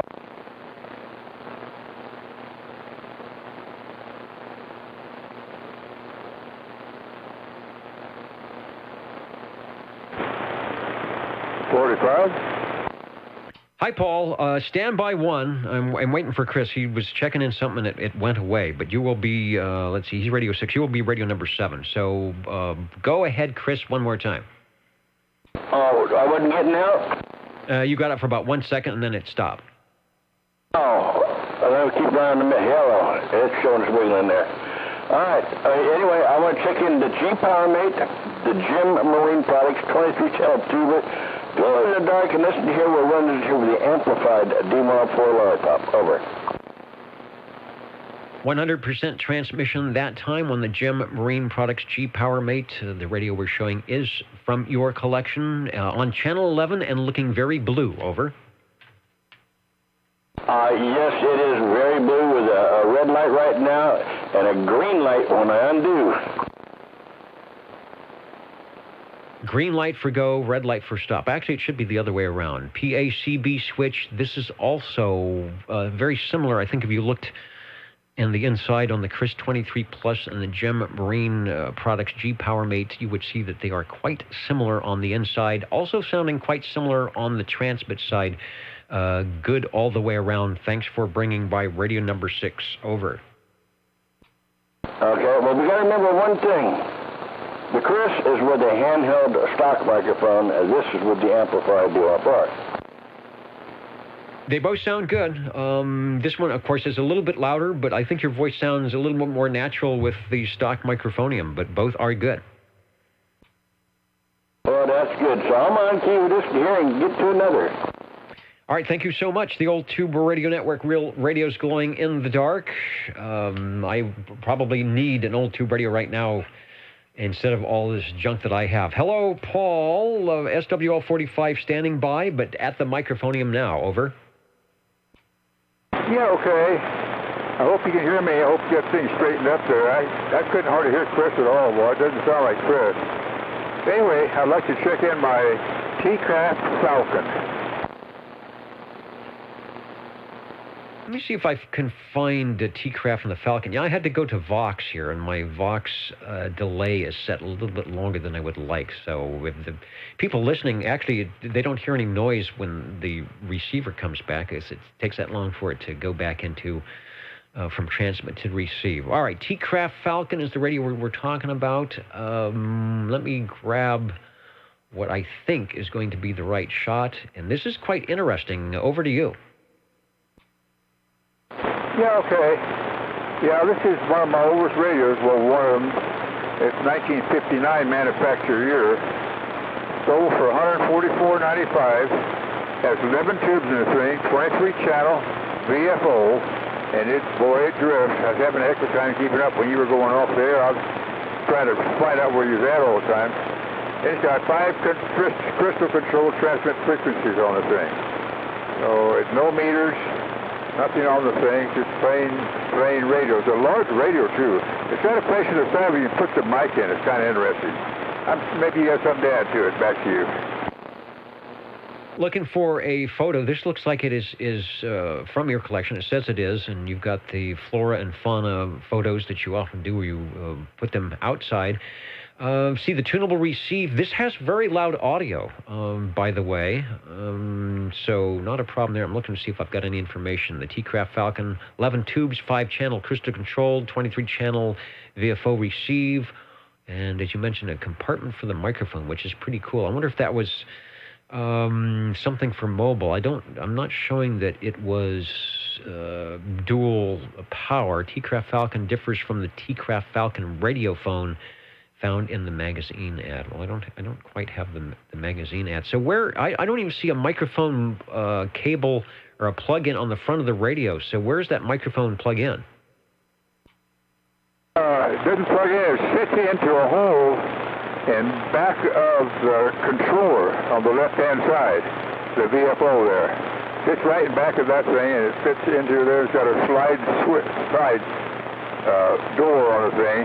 Put the mic in there, slide the door shut, and you have to you never see the microphone. It's hardwired inside that box where you keep the mic. That's you. Well, I guess that would make sense if they're going to put it in a little container in a compartment that you'd wire it into the compartment. Sounds good. You know, before you go, I'm going to play dangerously here and fiddle with some controls. I'd like to see, since that's one of the older radios, where you are, how the crystal is working on frequency. So give us another transmission, and we'll do a frequency check here. Over. Yeah. Like I said, no meters or lights on this thing. It's just a plain, it's a good-sized radio. Doing the thing. It's a big-sized chassis on the thing. It's got a lot there where you put your microphone that you could put something else into. Because it's 10 inches deep and 13 inches wide, so it's good size. This is not in Sam's at all. You'll never find it, and found no information already. I've got one I got from Rob. I think it's maybe even older than this one, but it's going to probably take some major work to get it going. But at least I got one, so it looks like it. Anyway, back to you. Back to me in the studio. I got to be careful I make noise here because it keys. I'm on Vox now, so it's keying the transmitter. Thank goodness for the downward expander. Okay, thanks for probably right at this moment our oldest radio of the night from 1959 or so. And Richard was mentioning about my key-up issue. Good call on the SSB delay switch, which is not, there actually is one, but it's for some other device here, and it's not in. This is something that just happened. So I'm thinking I might have an issue with the radio, but I can't really troubleshoot it now. So what I did is I'm bypassing the foot switch and any of that things that I'm using and running the radio off of Vox. So it's still running the relay on the radio, but it's not running the foot switch, which I think is somewhere where the problem might be. It might be that the Heil foot switch might be good for about 10,000 smashes, and I might be up at 10,001. But I'll check my connections there and might be able to slog through it here. I should fix my Vox delay, but I got to remember what memory it is on the radio to do that. Radio number 7, the T-Craft Falcon. Paul, again, when you listen to the archives, you will be pleased with how well that sounds. Over. Oh, thank you. It's a stock gold Turner microphone. Matter of fact, it's a white microphone, a full thing. It's stock all the way. Yeah, good luck, Dennis. Hope you get everything working. Sound you're on the right track now. I'll check into them, sir. All right, and the receiver's working well without the preamp. I wonder if I should be doing that maybe during the roll call where stations are all over the place. I could keep it on, but when the radios check in, it gets a little bit better S-meter look on the S-meter, and I haven't had a problem hearing anybody yet. The Old Tube Radio Network, real radio's glowing in the dark. Jingle singers are having such a good time over there. Sometimes they forget that occasionally they have to ID what is happening here, and here we go. How do you do? Ladies and gentlemen, greetings to you. Wherever you are, the friendliest station for you by far is known to all and OTR, the Old Tube Radio Network. The station for you is OTR. Also want to say hello to Smarty Jones out in New York, watching in, listening at the video. Also the mighty KUH. Hello, Brian, who is listening in, making the rounds tonight. Brian was also over on Old Radio Night Tonight, and also listening in new of Copperopolis up there in California. I think we're a little bit far away on the ground wave tonight to make Copperopolis to Fresno, but you never know. Maybe you've got those stacked Moonraker 8s. We are looking for radio number 8. 37. And hello, Christopher. Go right ahead. Over. Okay. Well, before I go any further, on your preamp, does this have a switch on the back or in the front for? Okay, I gotta remember not to touch the microphone when someone's talking. What is the question about my preamp, possible preamp switch? Over. Does it have a switch on the back or in the front of it saying for AM or sideband? Let's see. On the radio, it doesn't. The Palomar has that, but I'm not using that that particular thing. It is not. I don't think that's the issue there. It seems to be something on the radio, but it is not in the sideband. Nothing is in any type of a sideband mode or delay. The delay I'm having now is because I switched to the Vox, but at least it's returning. It's the relay is returning to receive. It's just I've got the Vox delay now, but it's something that works each time. Okay, yeah, I was just kind of curious. I know for my preamp, it has a switch AM or sideband, and a lot of times I put them on AM, I forget to switch it, but it always has that delay, even on a sideband, of course, has that delay. But anyway, I was just curious, but yours probably don't have a separate one. But anyway, I would like to check in a radio, if that's all right with you. Over. That is okay with me. That is my job. My duty tonight is to check in as many radios as possible. I used to have the Amico PT1 preamp, external preamp that I used with my FT101E. And it would also have a relay that would click in and out. But this is something totally different. I don't have any receive preamps that are external that have relays in them. The preamp is built into the radio. I'm speaking of radios, I am ready to listen and find out what you are running. Over. Okay, well, I'm running this time here the Courier Royale. This is a 23 channel tuber. It glows in the dark. This here's got a bunch of the blinking lights, as I said. And, of course, all the knobs in the front and, of course, the hidden knobs in the back. You know, one for the modulation. Of course, you got tune a load back there, but we're talking about other ones like the modulation in the back. It's got the mic gain back there on the back side of the radio instead of the front. You know, of course, got the quieting and everything else up in front. But altogether, we got, 6, 7, 8 knobs counting the one in the back for the modulation. That's including the dial. But anyway, that's what I'm running, and I'm running this here with the amplified D104 Lollipop. Over. Good choice. Nice audio. The top-of-the-line Courier, there was the 23 Plus and something else. They had 3 radios out concurrently when the Royale came out, and it was the most expensive and the top-of-the-line, hence the meters and 8 knobs and things of that nature. One thing it didn't have was sideband. I think that was starting to come out, but they didn't have the sideband in that particular radio. Looking at the tube complements here, 6 volt, 12 volt. Do they do a 12AX7, 12BO6? No, I'm just trying to see what they did for the audio. They do have the Collins 6 kilohertz mechanical filter. I guess you can go in and change those around. You could probably put a 9 kilohertz filter to widen up the AM, but I don't think you would need to do that. Over. Yeah, I'm lazy. It stayed this way here. But at least it's working. Over. Yeah, and a decent Collins mechanical filter probably is in the $200 range, which is about as much as the radio is probably worth, so might not make any difference that way. We'll go 12 volt DC if you've got the right cable. CB14 is the Sam's Photofax number to find out more information. And it looks like at old@tuberadio.com we have a service manual for your golden screwdriver peaking and tweaking. Over. Oh, yes. I think I've got one of those around here, too, the Sam's for this, and here's the Photofax. Well, not necessary because it is working 100%, no problem. Radio 8 online with us now. Chris is talking on the radio that you see right there, the Courier Royale. And I've got the S-meter up, so let's give you a signal report. Go ahead. Oh, okay, well, hopefully it's doing good. I don't know what I got here. Let's see. Oh, my goodness. I'm not throwing out a whole lot of wattage here, but it seems to be working anyway.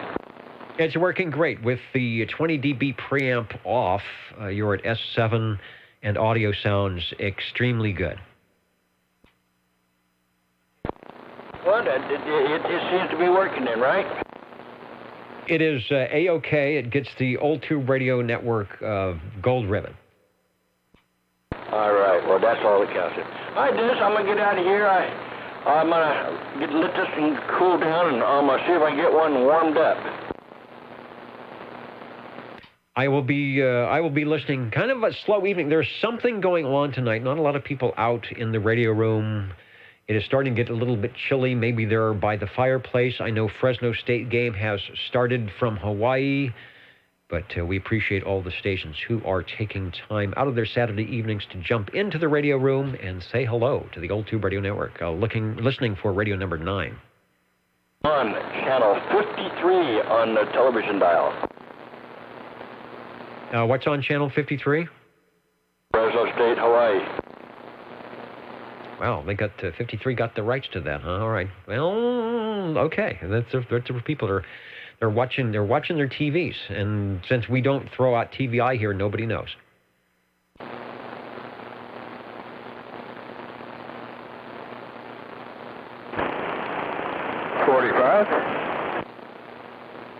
We have Radio 9. Paul's got another good-sounding radio. Hello, 45, over. Okay, well, this is my T-Craft Falcon Mark V radio phone. All right, this is a test to net control to see if I can figure out. We had the T-Craft Falcon was radio 7. You are now saying you have a T-Craft Falcon Mark V radio phone. I am looking through my files, and indeed I have found something. Boy, that looks a heck of a lot different than the other one, over. Okay, now it's quite a newer radio than that. This, I'm trying to figure what it's sold in, but it's later in the years. Anyway, sold for $169.95, and this is quite a change from the old radio there. It's got a meter on it. It's got just about everything. It's got a TNS, which is in the Model D, which is mine. The one you bring up is that's not mine, but it's close to it. It just looks about the same. But this one has TNS, twin noise squelch, noise suppressor. And I'll tell you, it really works. I think that Browning came up with some similar to this on their last radio before they went out. But it's excellent. Anyway, back to you. One thing I'll say for sure, it has some really loud audio. It reminds me of, and I'm looking at the dual channel selectors there, a radio called the Olson Spotter. Olson, was it sideband? The Spotter, they had a similar dual dial like that. And they ran as a double sideband suppressed carrier, which it almost sounds like, but I'm looking at the info here and I don't see anything stating that. Really nice audio on that radio. That would be a good daily driver. Oh, back to you.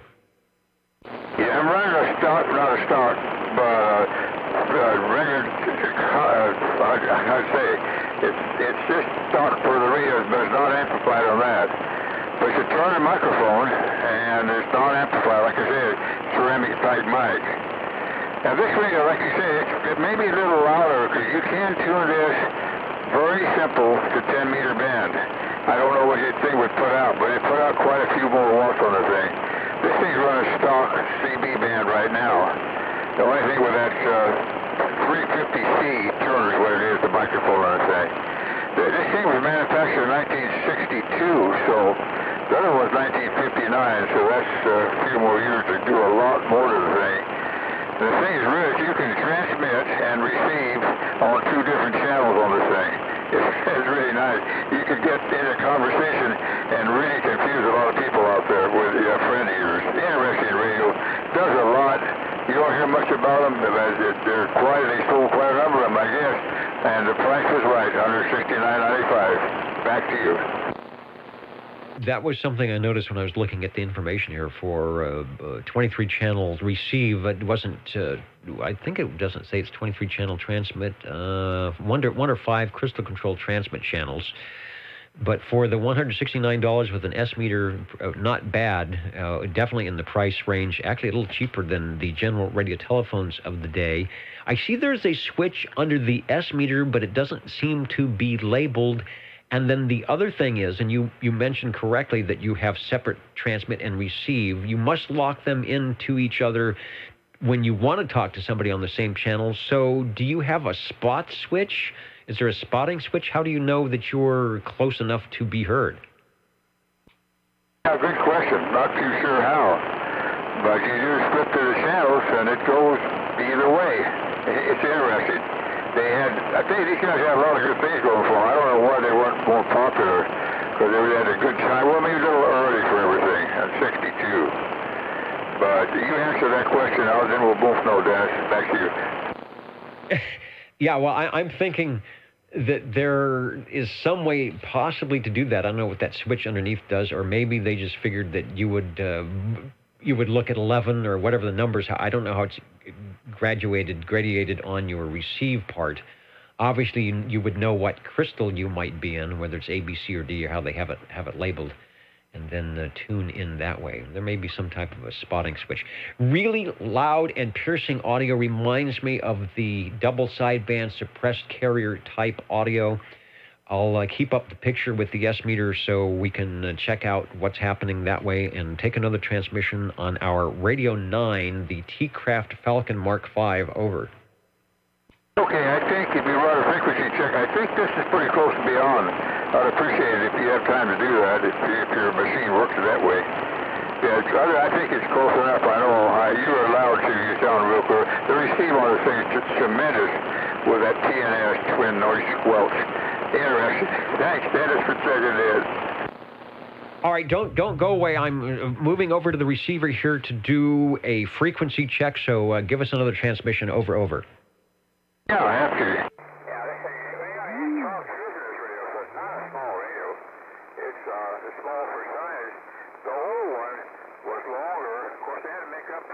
Put the microphone in the old one, which was real interesting. The old one went in 59.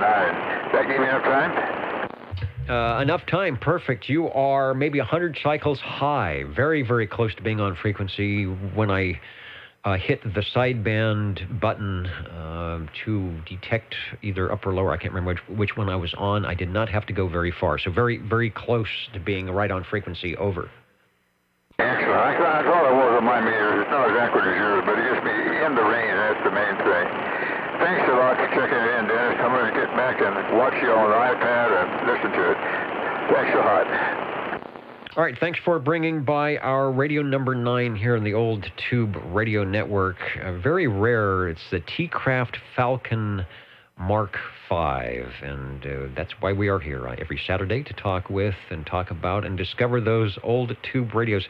Hello to our news station tuning in at oldtuberadio.net from Tampa, Florida, where it's currently 70 degrees in beautiful Tampa at 12:42 Sunday morning. The Old Tube Radio Network is standing by, but first the Jingle Singers would like to tell us this. You're listening in the latest style at 27.085 megahertz. Channel 11, Old Tube Radio. In wonderful Fresno, California. 37, checking. Trying. 37, you are Radio 10, over. Very good. And also, before I do anything, don't forget, everybody, you need to set your clocks back 1 hour tonight. Gives you an extra hour of sleep in the morning. Over. Yeah, here in California, there are a few states, I know Arizona is one, and some others that do not do that. California may be one of them in a year or two, but yes, tonight we do need, and I've got the engineering crew working on getting the Nixie tubes set up as well. Very good. All right, well, I want to check in this radio. Is that all right? That is what we do here at the Old Tube Radio Network. Go ahead. Okay, well, I'm going to check in my general radio telephone, my Super MC11A. This is a 24-channel version of all those, and we're running this here with a handheld stock microphone. Over. Oh, I didn't say that. Yeah, it's the Super MC11A. I forgot to put that in, didn't I? No, actually, I had the picture ready. We're looking at it now. If you're at oldtuberadio.net watching the video or the live stream, a great shot as always from Cliff, SWL 135, and a radio that SWL 21, Mr. JT is aspiring to one of these. He will have one of these in his Radio Shack soon. and no doubt it will be featured on Old Radio Night. But until that time, we will use yours as the prime example. Take a transmission. And who was that again? That would be SWL21, Mr. JT, who is the host of Old Radio Night. Oh, okay. Sounds good.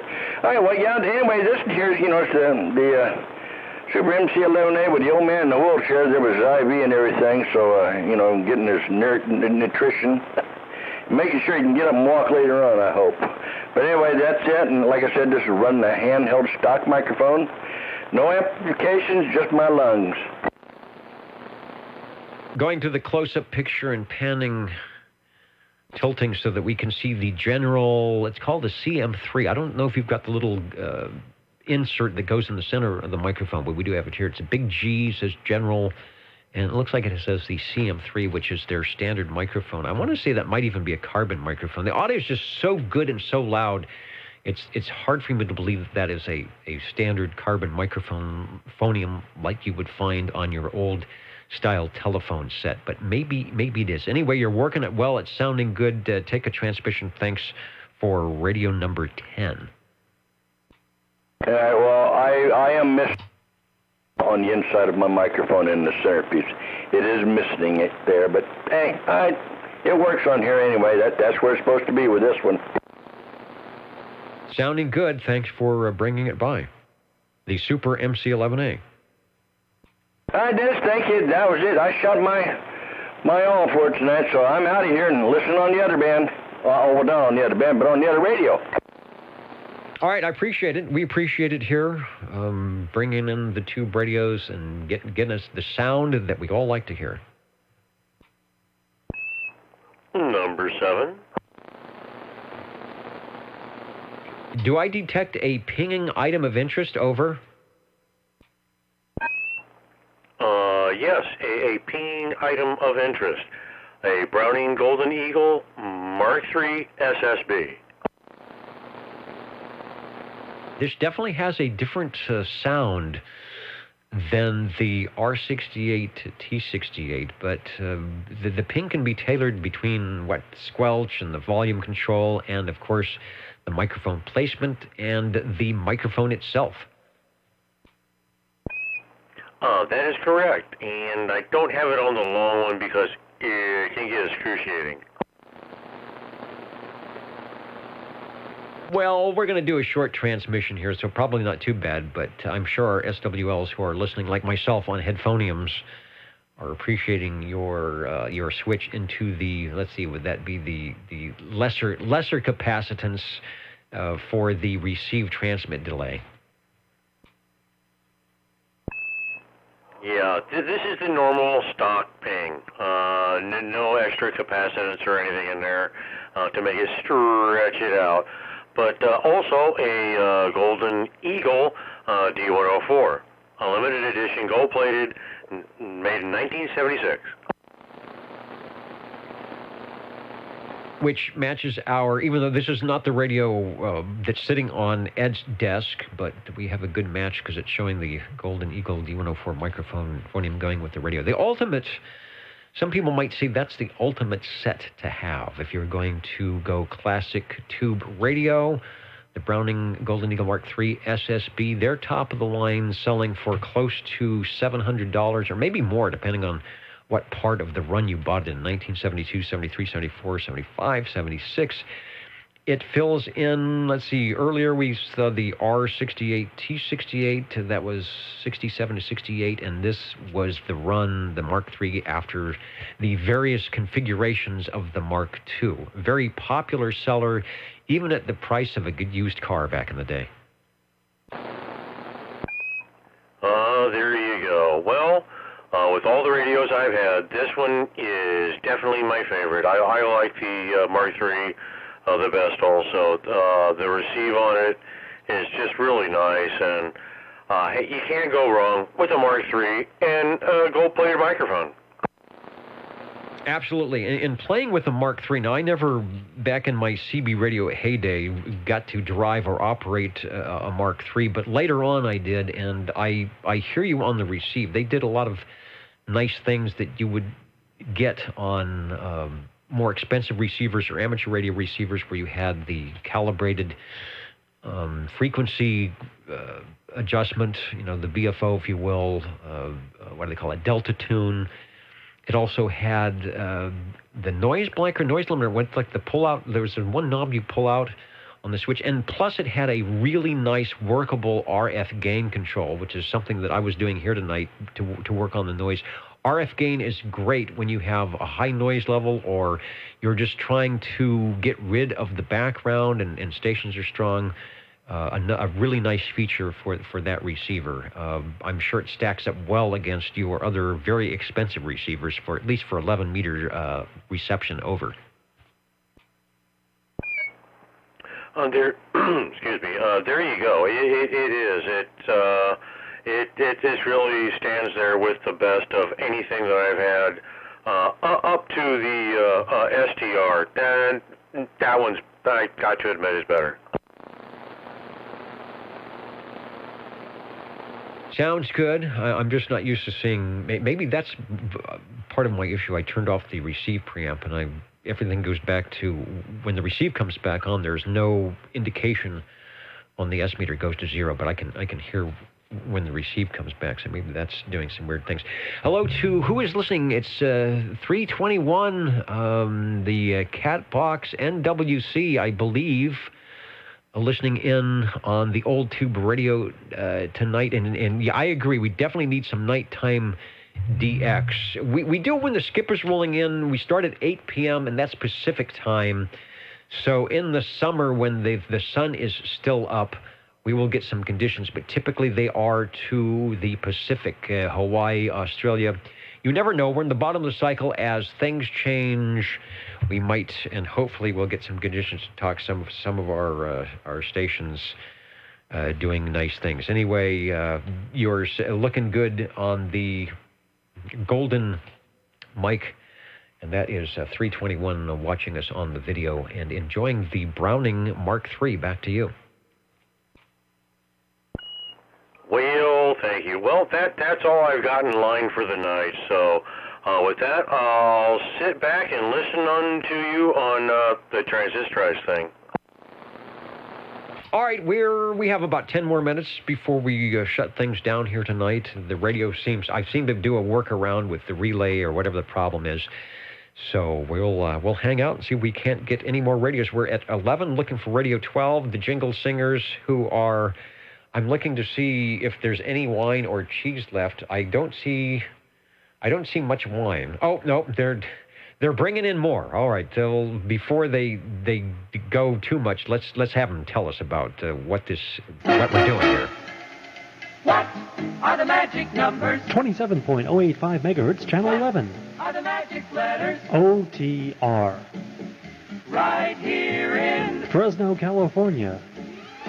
Radio Magic. Old Tube Radio. For you. Looking for Radio 12. Break OTR. The break OTR, go ahead, please. Yes, this is S number 40 here on my Gemtronics GTX 5000 40-channel CB radio. I was giving the award of the oldest old tube radio tonight to probably Paul on the T-Craft Falcon, and I think we will probably award the newest old tube radio to you on the Gemtronics GTX 5000. It sounds good. I got to be careful if I make too much noise. I'm running Vox tonight, and I key the transmitter when I'm not supposed to. Give us a transmission. I'll pop up a less than stellar photo likeness of the Gemtronics GTX 5000, and away you go. Okay, fantastic. Well, between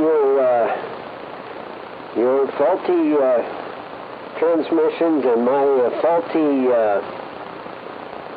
voice,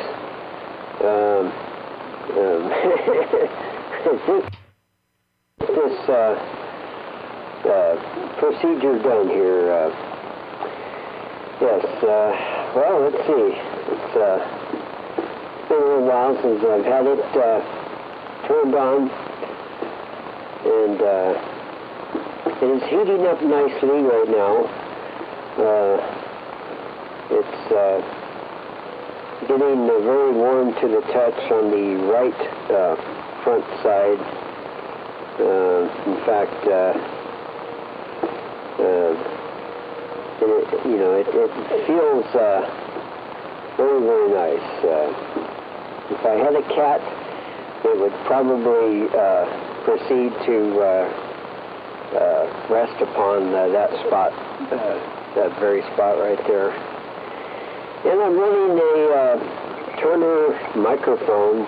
It's a Turner +3 microphone. There's no B or A or whatever. It's just a Turner +3, and it is an amplified microphone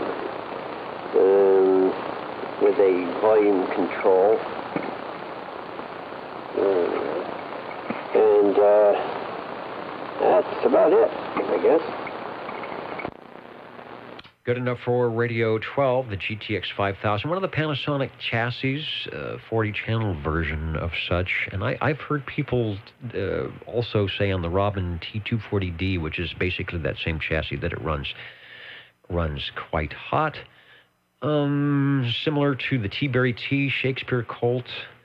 A question, you said you're on the +3 microphone. At some point you moved and your audio clarity came in better. I'm just wondering if you've got a little too much mic gain going on there. Over.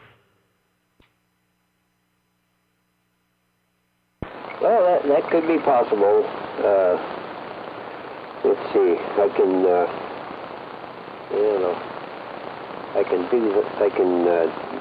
do that.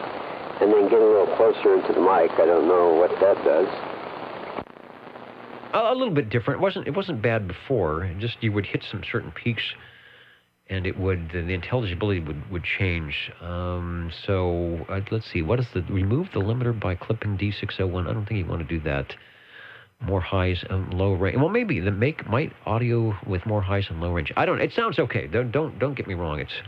It's doing just fine. It is our Radio 12. I'll switch back over to the S meter so I can see how that is working and doing. Let's see. The mic is is that a 6-pin? 1, 2, 3, 4, 5. 1, 2, 3, 4, 5. It looks like a 5 or 6-pin. I can't tell, but it's if you're making all the lights do the right thing, I think you're good. Okay. Well. Oh, I noticed the carrier is now higher. I just simply placed the microphone on the desk, and I'm keying up.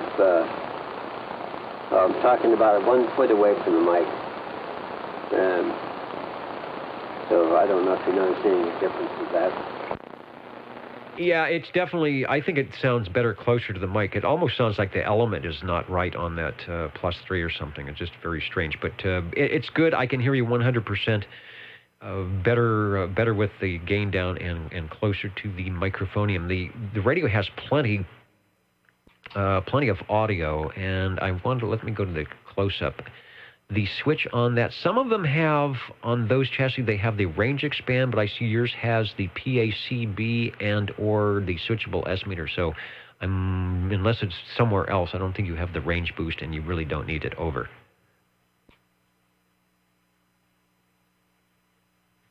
Yeah, that is correct. It does not have range boost.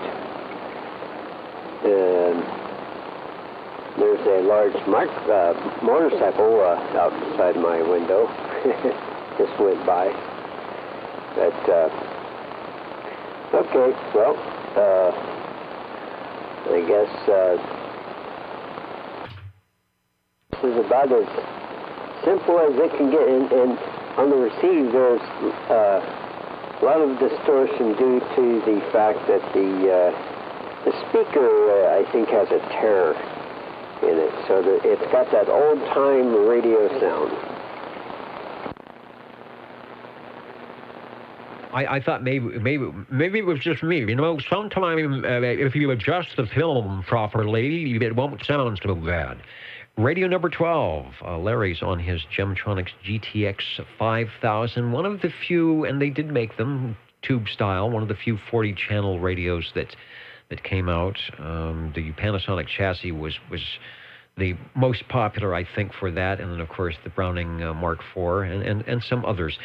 Sounds good. Thanks for, I hope you got all the, you've got your tasty bread and organic milk all ready to go, and thanks for jumping back into the radio room and giving us a check-in here.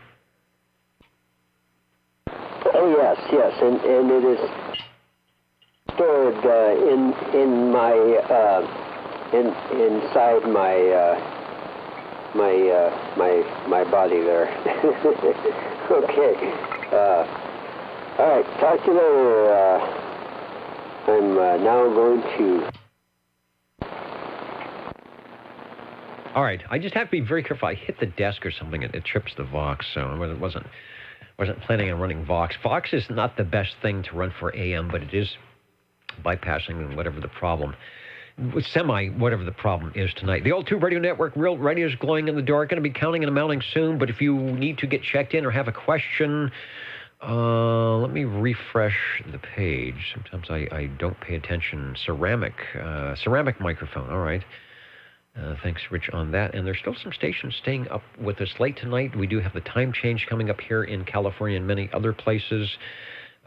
Central California, Copperopolis, California still in. Florida is listening in. Hello to staying up late with us in Hendersonville, Tennessee. Up there in Wisconsin, Southern California.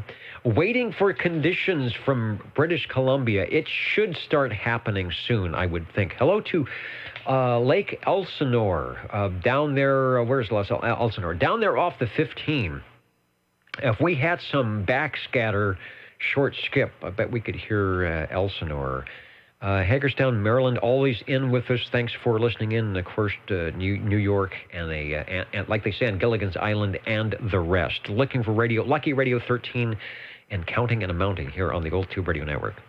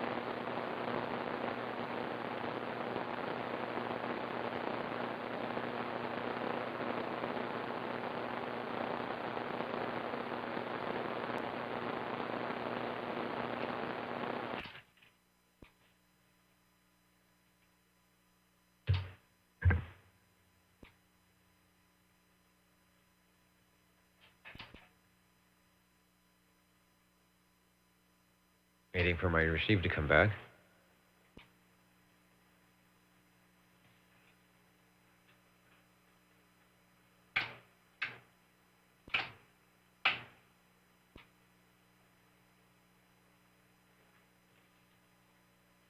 Well, maybe I can shock it into coming back. You know, it's exactly what happened. I wonder if it's something because I have the preamp. Oh, you know, I know what the problem is. Ladies and gentlemen, I know what the problem is. Guy, Net Control, finally figures out how to operate his radio. I'm going to fix it right now because we never do this, and because a lot of times on these radios, this doesn't work. Watch this. We're going to do one little simple control. I bet this is it. So I'm doing it. Okay, now watch what happens. Beautiful. All right, it's called a squelch control. Elementary, my dear Watson. Oh, that's terrible. No, that's what happened. I finally put two and two together. If I run the videotape back, you will see that this problem probably started immediately when I took off the 20 dB preamp.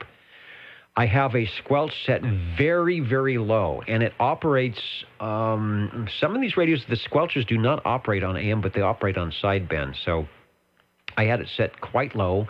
I just remembered. And so what happens is because my noise floor is now, negative, the squelch is popping in. So little old me is thinking, why am I hearing absolutely nothing when the transmitter stops? And so I've been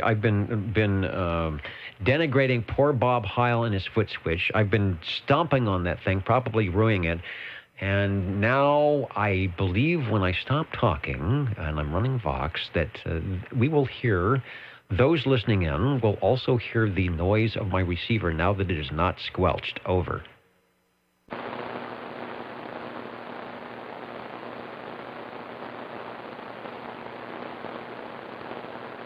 I love it.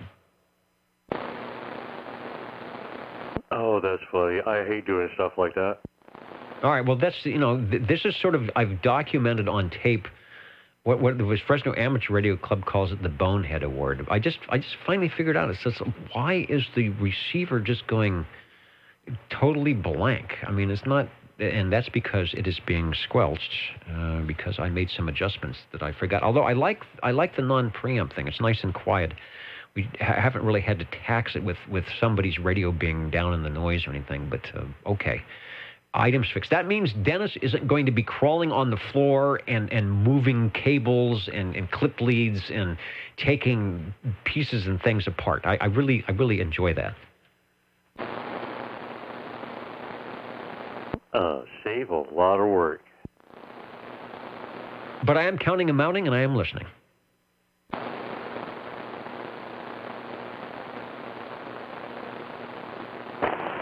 Break 11.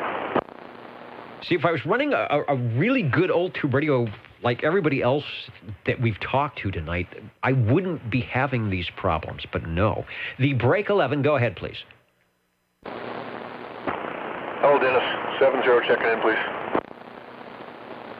I can do that. Let me go to the SWL check-in list, and we will go to 70 and put the mark, the X in the square, as it were. And I believe I am returning the favor for you checking me in on Wednesday night. I think you might be right. And as long as I get back in town in time, I'll be there on this Wednesday also. All right, very good. And we'll give a plug here because the band conditions can open up. Mark, SWL70 is one of the net controllers on a Wednesday night SSB net that we have up here in Central Valley on 10 meters. Wednesday at 8 p.m. Pacific time on frequency 28.445, upper sideband, of course. They have a directed roll call, and then after that they open it up for visitors and items of interest. So if you are out of the local area, or if you're in the local area, tune in. And if you are capable of, legally transmitting up on that band, listen in and give a call to Net Control. It might be that station that we just heard, and say hello to us down here in the Central Valley. How'd I do? Fantastic. All right, thanks, man. And hope to hear you Wednesday. I hope I can be heard on Wednesday. OTR standing by. Question? This is the question frequency. Go ahead. Hey, Dennis, Tony again here. First of all, did I hear you right earlier? You said you had a FT101E.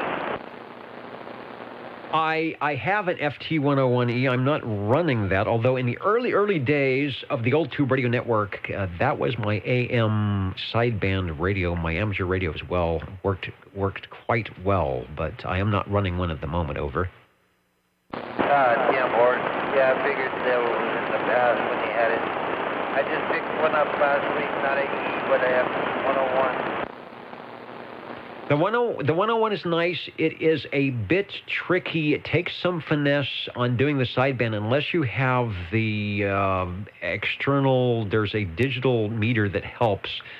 But on sideband, there's a little bit of trickiness when you tune somebody in between the upper and the lower sideband. And on the 101, which doesn't have the clarifier, and that's the one I had originally, the 101,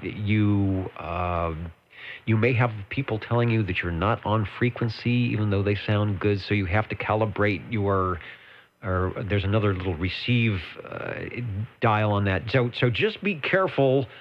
If you run on AM, it's not a problem. But if you run sideband on that radio, it takes a little bit of work to, one, make sure you're on the same transmit and receive frequency and get things dialed in on the amateur radio side. Typically on 11 meters, people don't complain as much as they do on amateur radio when you're not quite on frequency. And on AM, of course, you want to make sure that you are running the proper power output and don't overdrive the tubes, even though, yes, it will do 80, 90, 100 watts. You definitely need to keep the plate current down lower than that, and maybe at about 12.5 or something like that. So good radio really does good on AM if you've got the filter in there. Okay, I really appreciate the information.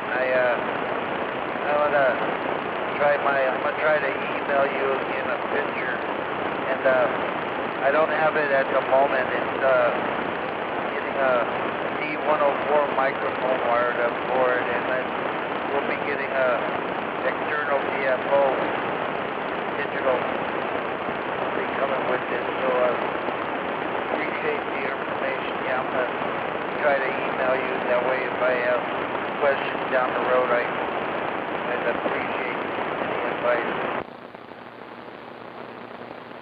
Sure, it's a good radio. It's fun to use. Like I said, that was my it wasn't my novice rig. It was my rig after my novice rig for amateur radio and also for OTR here. So it does. If you're running sideband, there is a little bit of a learning curve to get on frequency and to work it. But the more you work it, won't be a problem for sure. So I think you will enjoy that radio. Speaking of enjoying radios, any other stations out there that would like to check in? OTR is listening. Comment? Comment, go over. Yes, the person with the Yaesu 101, just remember when you're tuning the radio for maximum output to not key down for a long time when you're tuning. You don't want to stay keyed down for more than a few seconds. Just the amount of time it takes to turn the knob to max the meter reading. And the less time you stay keyed down while tuning, the longer the radio will last. Okay, thank you very much. I really appreciate the advice. I just popped a picture of the FT101E, and the thing I couldn't remember, the clarifier control, that's the word I was looking for, on the 101E has a red button that allows it to also move the transmit frequency and the receive frequency by turning the knob, but on the 101 you do not have that option of moving the transmit frequency. And so therein lies the issue. And I found on mine, once I talked to enough people who were kind enough to help me out, that I needed to have my clarifier in a certain position that wasn't zero, and that would lock my main VFO up to be correct between my transmit and my receive. And so I always made sure that I had that clarifier set correctly to offset the receive a little bit. Obviously, there are ways to go in the radio and tune it, adjust it correctly, but mine wasn't quite adjusted. But once I figured that out, I did quite well on the sideband. A nice radio with a hybrid. It's got the hybrid. It's got the tube transmitter finals with the, I think it was a 60, the 12BY7, the driver, maybe it's a 6146. No, it doesn't have 6146. It's got sweep tubes on there, but nice radio. All right, OTR standing by, counting and mounting, and looking for Radio 13 if you're out there. Dennis? This is the basic Dennis, over.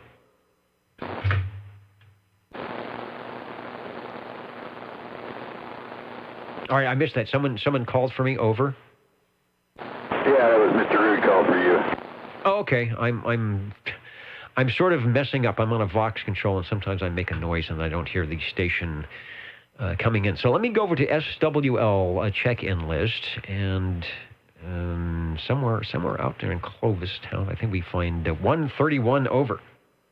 4, that's me. I finally made it back. All right, we've got you checked in. Thanks. Thanks, Dennis. Dennis, I don't have a radio to check in, but I do have a score for the Fresno State game. It seems like they're going into halftime, and they're 7-7. All right, 7-7 at halftime. That game is probably going to go to midnight for sure here, at least in this time zone. And then maybe if it goes longer, you can set your clock back. It'll be midnight again. All right, thanks for the score updates. And I don't know, our rivalry between Hawaii, if we typically win or we don't win against them. But so far, so good, I guess. Yeah, you're right about that. But it looks like a real defensive game. Defense isn't giving up points, and that's a good thing. So anything State can come up with probably in the second half, third and fourth quarter, maybe the fourth quarter, any little bit they can come up with, they just might win it. Okay, that's the update on the football game.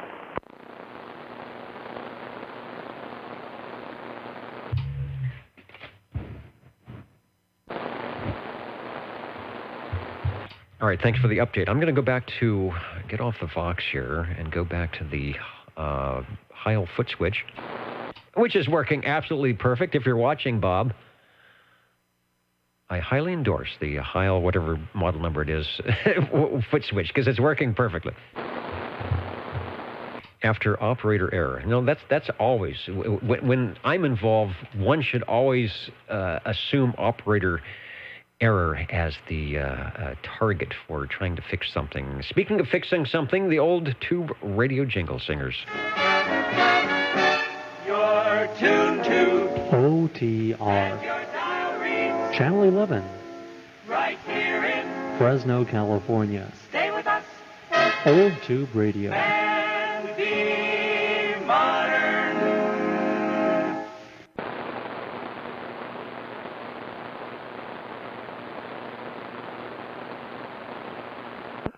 Mine's the Heil FS3. You have a foot switchium? Uh-huh. I don't know what mine is. It's been down there on the floor for something, so I'm sure it's an FS, but I don't know what model number it is, and I didn't know they had 3 different versions. Maybe it works better than mine. Yeah, it's fairly new, so that's all I know about it, and I know it works pretty darn good. Yeah, this has the dual control where if you're running an amp, I think it's got a delay so that it will key the transmitter. No, is that right? Yeah, it keys the transmitter first and then the amp. It just delays it just a little bit if you hook it up right. Yeah, mine's just a standard foot switch. It's not fancy like that one. But of course, if you don't know how to run your radio to begin with, then it doesn't make any difference. All right, I'm going to stand by and count an amount. The jingle singers are ready to do their thing. I know a lot of people would like to jump out and do something. Still, a lot of people listening in online. Thanks for hanging out with us tonight. Those on the video side, what's in the cup? Oh, that was Rich. What's in the cup? I didn't see that, but let me go. And I jumped up to the camera. Oh, my white balance is changing. Here is the cup. What is in this cup is some iced tea with a little bit of lemonade thrown in. But, I didn't have any lemonade, so this may be gross. So I needed to sweeten it up, so I threw some pineapple juice in there. And I'll tell you one thing. I like it better. I like it better with the lemonade.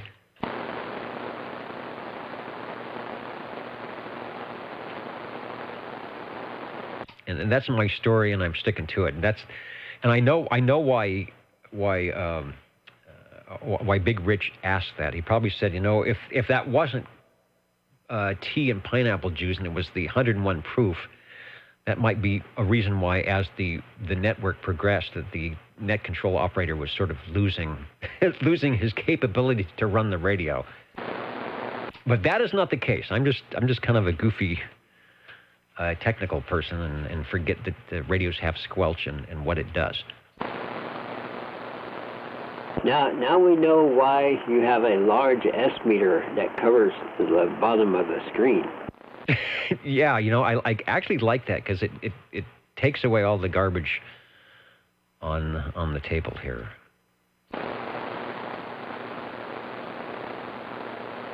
And notice it's at 0. When I have that 20 dB preamp off, it actually is kind of quiet. Let me see where the noise level's at. I'm going to unkey and take the noise blanker off.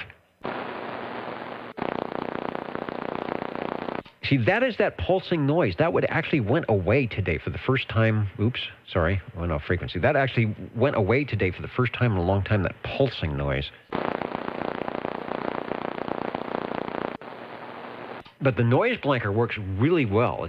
It's a kind of noise that the noise blanker will take out with not a lot of AGC or attenuation necessary.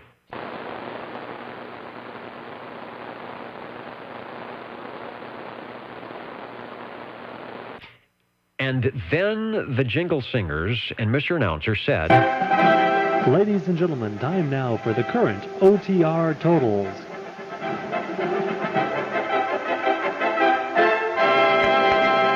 I'm so glad the radio isn't broken. I did not want to climb around and pull wires out. The Old Tube Radio Network tonight at 21 after 10. Not too bad here on the West Coast with a few sunspots beaconing in for cycle 25. What did we do on the SWLs? We had 23 and 30, so a total of 53. Another thing I don't like about this pen, anyway, earlier about this pen with, it's got this super sharp tip. I guess it's a super fine point, and it's so sharp that it pokes holes in the paper.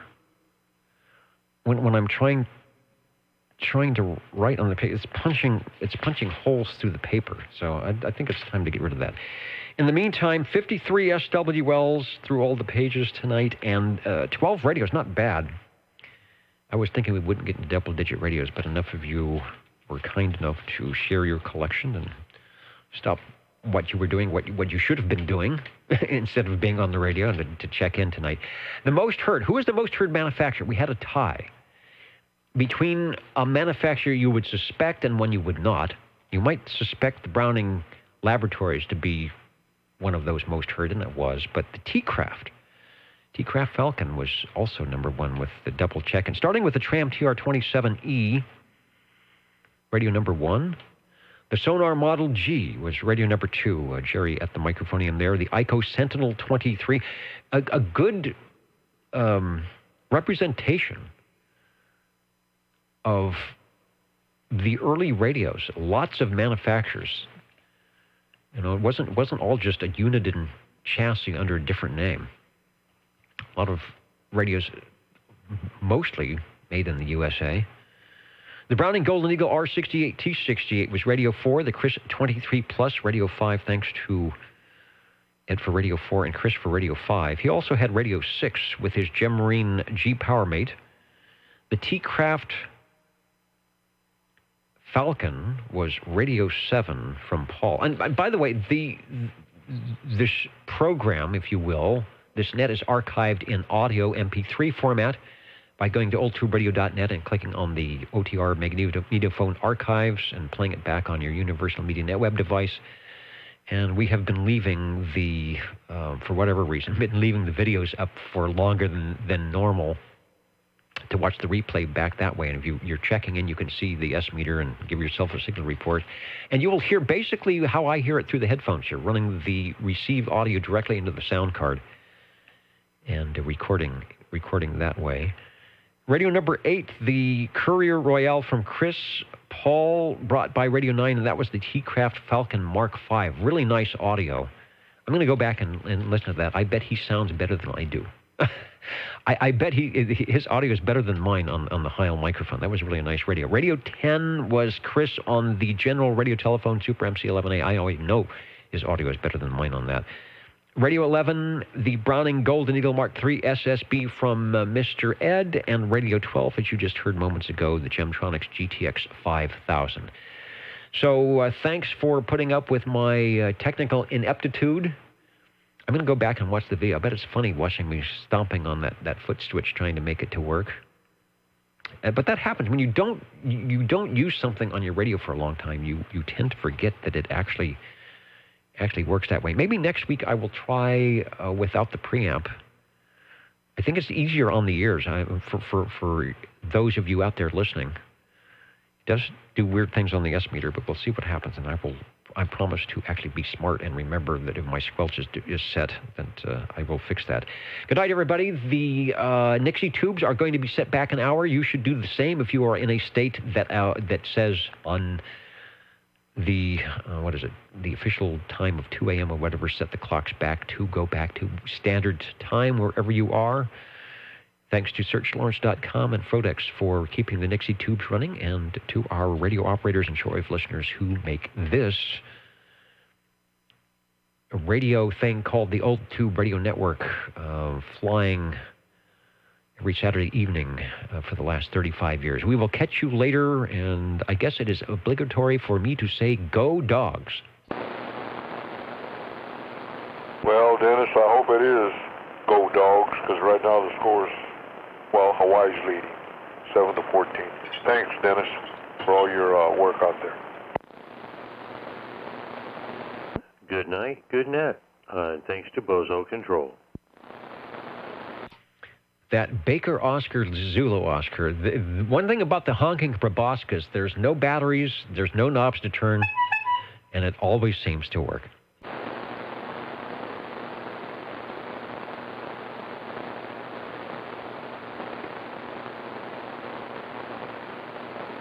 And if I find the big switch, we will say goodnight on the video side. Thanks for watching. It should be archiving soon as we speak. Good night, everybody.